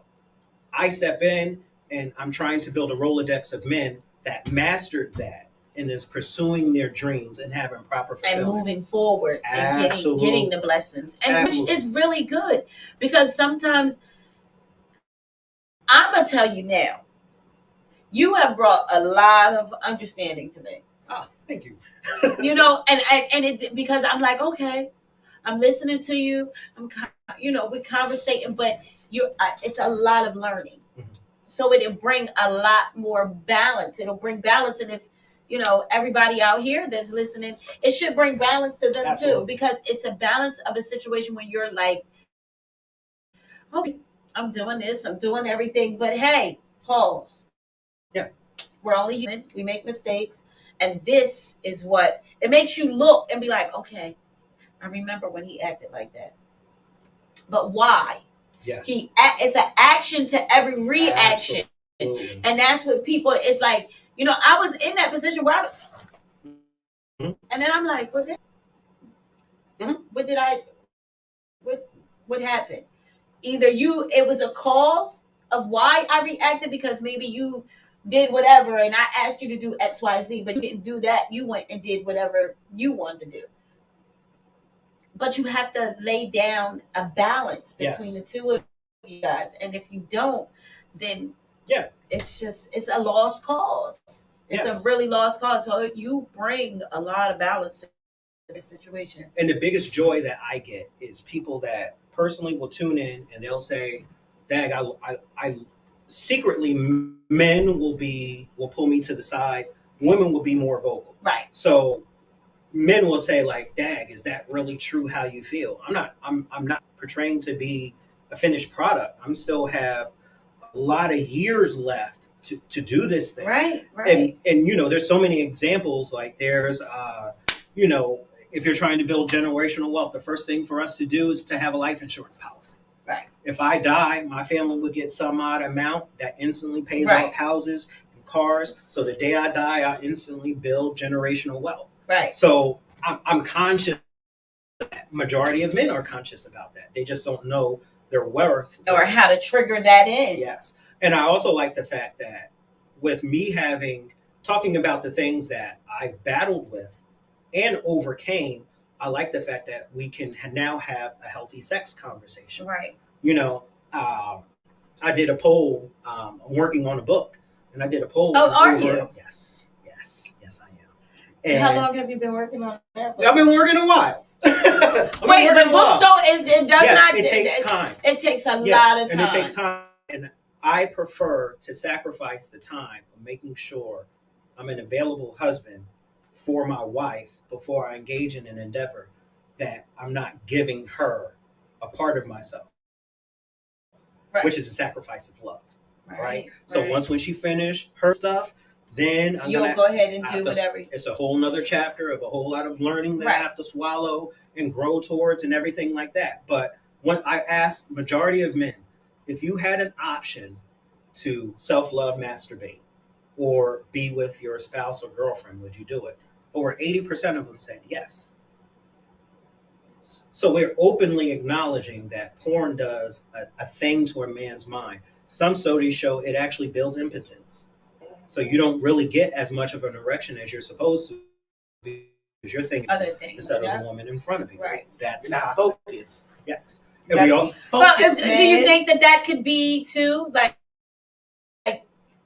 whoever she is, she's not keeping that focus. So okay, his mind can be thinking about a million things. There can be women lined up right here. You know what I mean? We can put them in all sizes, and you're sitting here. Your wife is sitting right here. But guess what? They're not doing anything special that she can't do. But sometimes if your significant other is not doing the things that are going through your mind, then yeah, it can be. Yeah, I'm not getting off. I'm not getting wet. I'm not getting hard because guess why? Because you're not focused. You're not sexually my activity is not the way I'm here. Yes. You're over there, but guess what? You need to be over here. So these people right here aren't all that important. Guess what? Whatever you're doing is what you're doing. But guess what, baby? But there's also things we can learn. You got to switch the lights. There's things we got to learn from it. So like, there's a reason why. So my first experience with porn was when I was 12 years old, and I noticed that it builds the fantasy. It does. So it's like guy comes in, hey, I'm gonna plumber, and the girl's. I'm just not. I can't. So it's like it builds the fantasy for a guy. I can't do it. It just seems like I don't know. It's like it's like Young and the Restless to me. Yes, you know. But it lets you know as a woman that a man can appreciate drama. Right. And it's always something where the woman's like a damsel, or it's like you're into all that other. I think it's the BDSM because stuff. It just seems so fake. That's the only thing about porn to me. I think it sounds so fake. Like is it really like? Or you're on TV? All a lie, but it feeds a fantasy of a guy. That's what lures it in.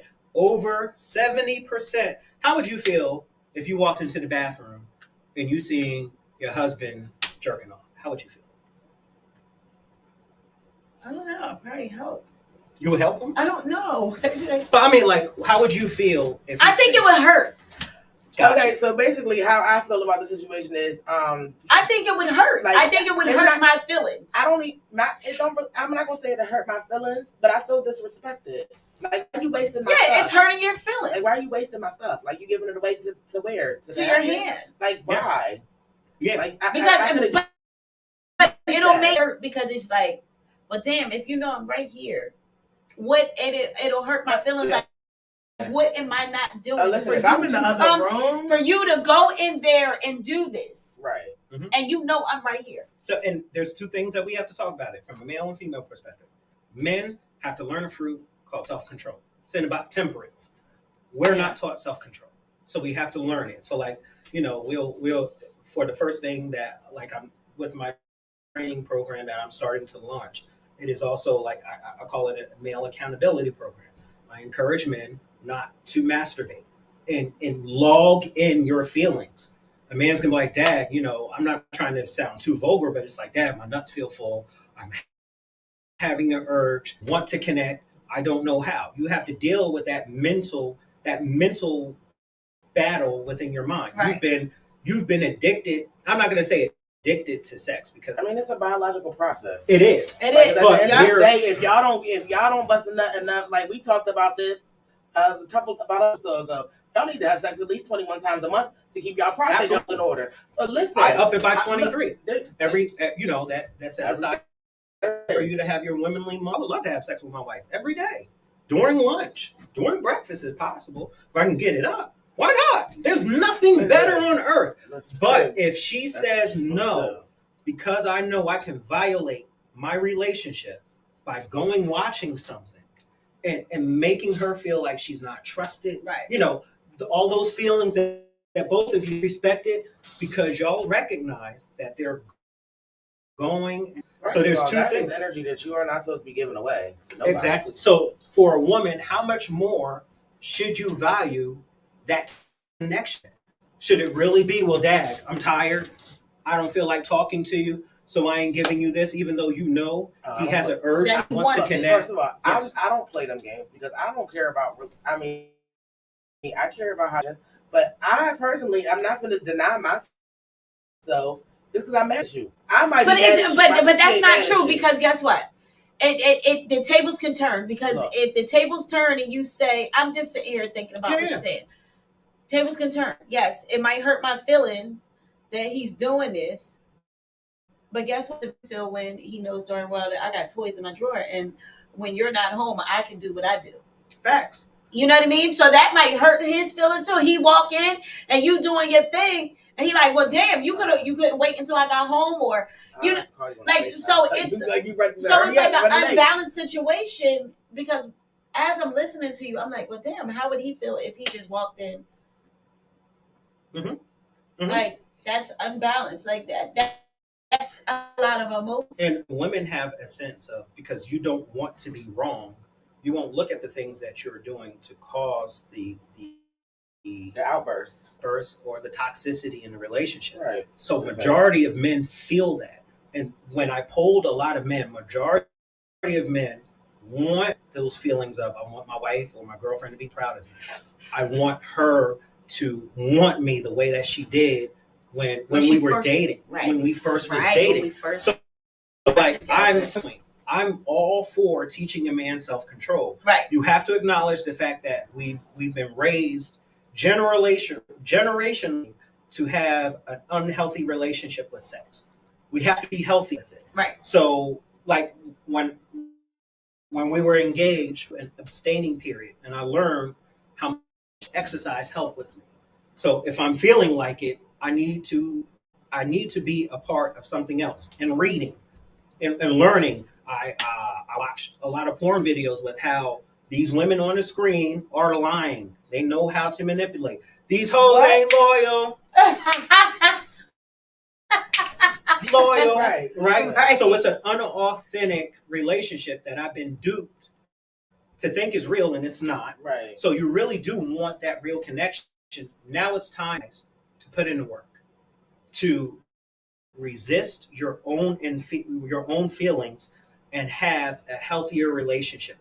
So again, all three major religions acknowledge the fact that if you're thinking something in your mind that is not the woman it is already adultery. So if you're committing adultery and you're not honoring your wife or girlfriend, the Lord sets up a plan for the woman that he'll halt prayers in order for you to get the point. So it's like, guys, you got to get the point that we are our own enemies, right? And we need to put the attention where it needs to be. But ladies, okay, wait a minute, wait, because I feel like I heard something that kind of made me a little upset with y'all. So you mean to tell me that if you ain't right, my prayers ain't getting listened to?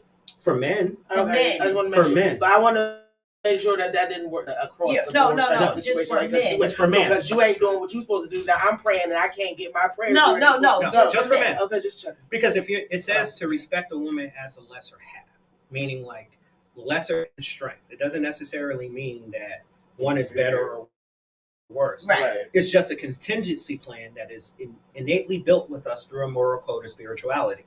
Like, if they don't believe in this stuff, the chakras, if people believe in the chakras, acknowledge the same thing. You have to control whatever the chakra is for your penis and your butthole. Yeah. You know what I mean? You got to control it in order for you to have like that positive energy. Yeah, you got to get your root. So like I embrace for women, it's like, well, if you're not happy in your relationship and you were doing a whole lot of other extracurricular stuff before you got married and you halted it, you're the problem. Right. You need to find, if it's a chemical imbalance, if you ain't drinking enough water, find it. Right. You know what I mean? Find a way to not prohibit or put your man in the situation where they would violate you or they would disrespect your feelings.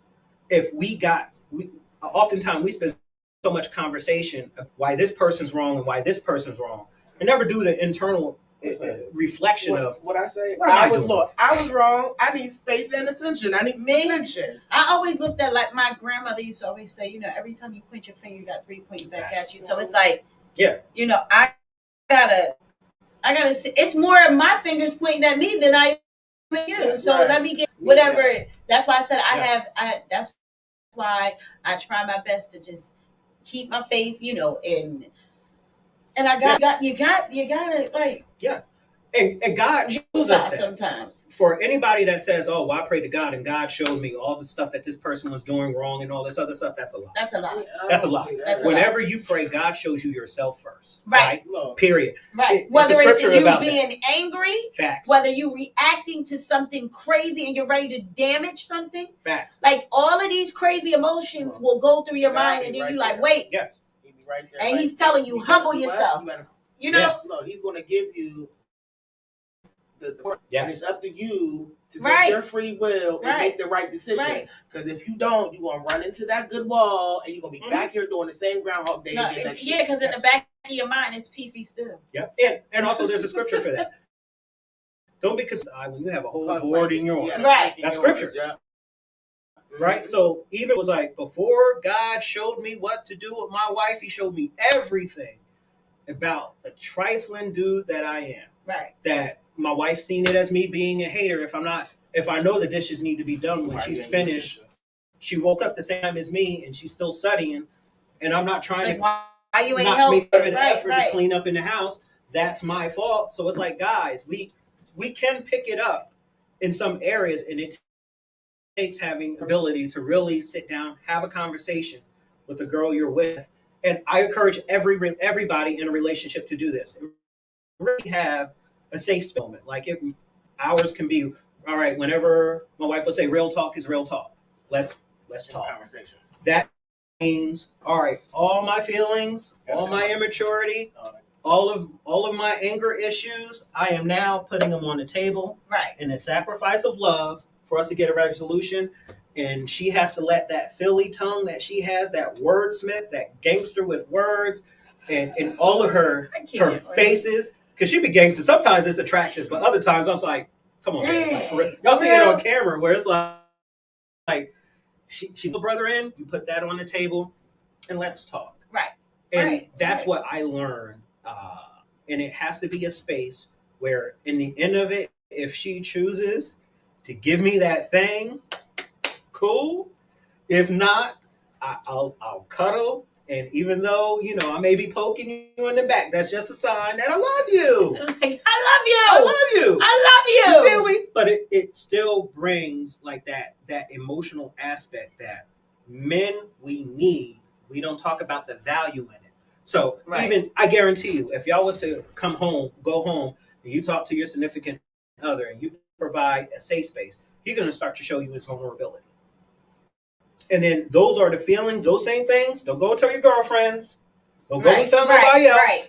Because as soon as he hear, I heard Agnes over here talking about whenever you nibble on my ear, that's the thing, because I like the nibblies and everything like that. He ain't gonna trust you. He ain't gonna trust you. Because we always like to have that best kept secret. Right. That's what porn, that's what going to a strip club, that's what the side piece is. So if you become the main Joan and the side piece to your husband, it's gonna be a change. But it takes that work, that for a guy to have self-control, for a woman to have self-control as an act of love in the relationship, for y'all to pursue forward. Majority of people are like, oh, well, divorce is a good thing. No, it's not. You quit. Yeah, because he don't have no choice. Yes. There's a reason why God says he hate divorce. Right. He hates it. Somebody quit. Right. I'm just going to tell you, for me, there's no such thing. There isn't. We either get married or we not. Because when you say I do, we only going to say I do one time. And it's till death do us part. That says it at the end. Yeah. So which one is going first? Yes. Oh, she's damn it. Look, which That's one? how it goes. Yeah. Which one? That's it. Somebody got to go. Yeah. However you like to go is your choice.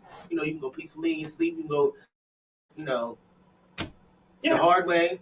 Whatever it is. But however it is, has to go. Yeah, and my thing is, I don't want to go to hell. I don't want to go to hell on full scholarship. Right. I don't need that. You know what I mean? Like, at all. I don't want to go to the hot place. I'm cool. Look, I would just like to, make it to the end. You know what I'm saying? Be 50, 60 years in, and be sad that my husband is gone, and I have to go with him next week. Like we all make 2 days apart. We right there together. I want that kind of love. Right. Yes. Right. Like I'm gonna be here for the long haul. I'm not trying to do all over again.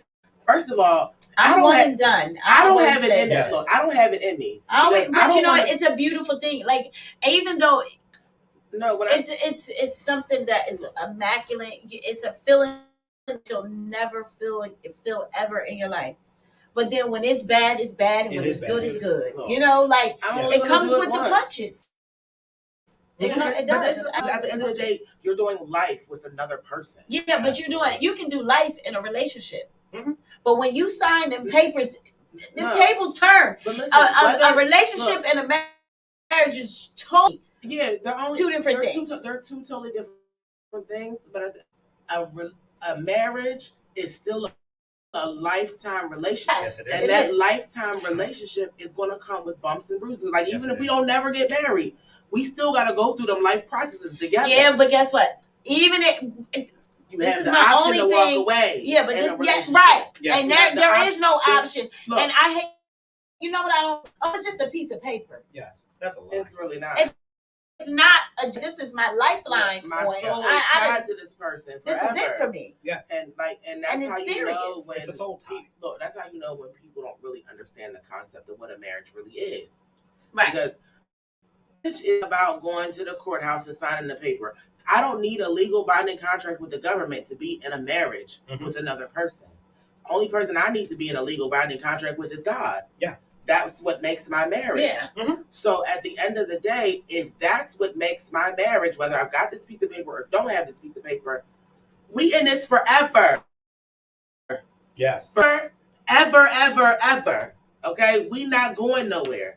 I don't care how you feel about it. You don't like it? Go sit in the living room till you figure it out. When you ready to talk about it, we'll sit at the kitchen table and talk. Go have a seat. Go play the PlayStation. But also think about it this way: if you don't have those papers, I've seen people that was like, all right, you call it hood married. Other people call it nigga married. Right. Well, you nigga married, one dies, and then you get nothing. You don't get nothing. So by law, that person, if you don't have their information, you can't access it. Right. It goes right to the next of kin. So it's either going to be his mama or his children. Right. So if you've been playing house, you don't reap those benefits. And that's another reason why we don't have generational wealth. I guess that's why they taught us how to play house correctly.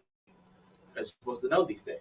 But majority of us don't. That's the reason why when somebody dies, you have a vote right, for me. Right. Well, I was always told, if you're going to be in a relationship long term with somebody, if you want to talk about getting married, the first thing you're supposed to buy as a married couple is life insurance. Mm-hmm. So, life insurance. Mm-hmm. Like, I have my own life insurance. Life insurance is important, and especially now, like we did a Manly moment about knowing the code in the because God forbid something happens to any of us. You got to know the code, all of it. I know all the business because I'm supposed to. In fact, my wife, she has to remind me. So if you're seeing this, I have to download your thumbprint in my phone because if something happens, but we have joint accounts anyway. But we had a family member that died, needed to get access into the phone, didn't know how. So we're scrounging all over the place, having to set up paperwork and spend some kind of money. My God. And you leave your family in a bad space. That's why life insurance is good. Right. Yeah, and we need to talk about that. Like life, you know what I mean? So you have to have life. Put my phone in the casket with me and just start ringing it. Everybody that came to the funeral, just ring it. If you don't have it's going down, you go to get the corpse, put it on. Right. Just take it down with me. Let's just do it. And it's like we have to have those conversations. Right. Money doesn't stay in the Black community, or now it's not even a day. It's like 7 minutes now. We were missing comments. Snap! All right, let's get to them. Let's jump into some comments. Where are we at? So Uncle Rodney's in the building. Hey, Uncle Rodney. What's up, man? Uncle Rodney says crying is self-healing, but we as men don't self-heal. Strength is by how we stand and not how we fall. But we do fall and we do hurt. So we have to find a way to not be so insecure with our feelings. Yes. I love you with all my heart, but I keep bricks from my wall. And I keep bricks from my wall in my garage. Mm-hmm. And that's true. You gotta you take the wall down, but you always keep the bricks. You don't throw them away. I get that. And think about it. How many times you've been in a relationship where you've seen other people, the guy's crying, and the girl's like, "Oh, so you crying now? What, you a little baby?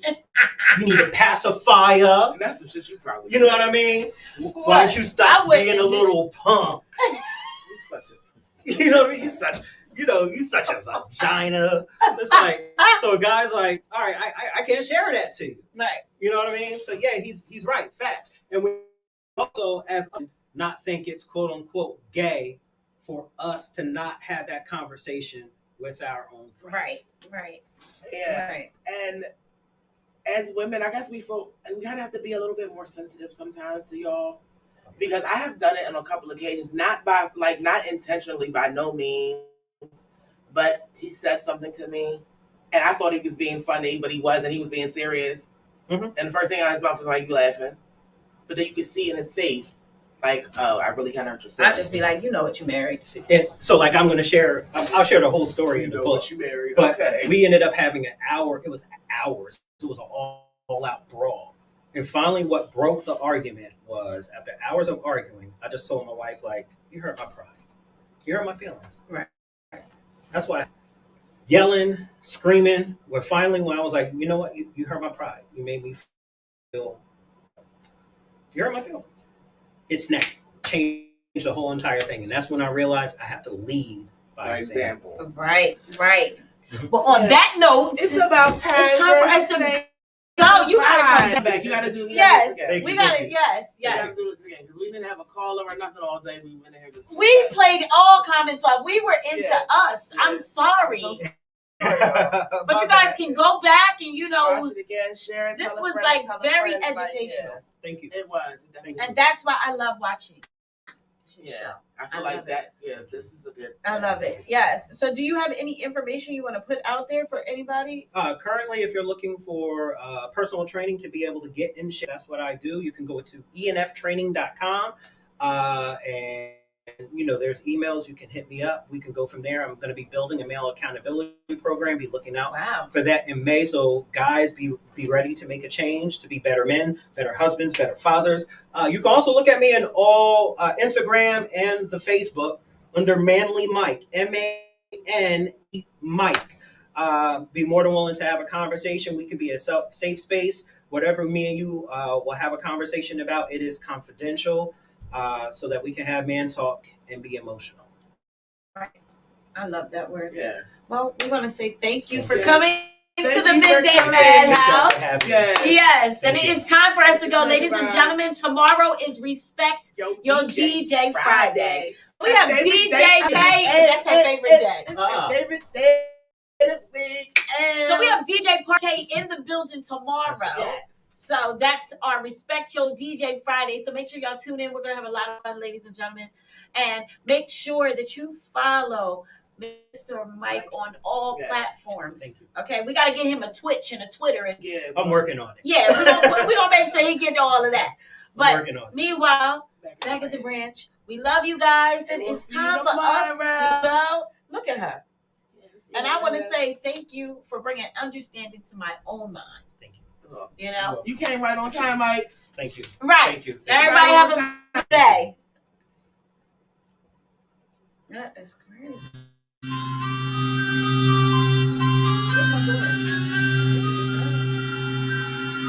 That's dope. Thank y'all. What you see is what you get up on the morning show. I got a whole lot of buzz up before I go. Chop, real smooth. She the boss. No, baby. Hold up. I'm at the border, yellow lady.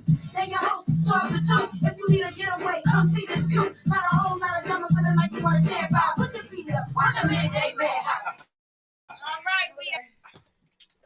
Oh, jeez. Thank y'all. Thank you. That was dope.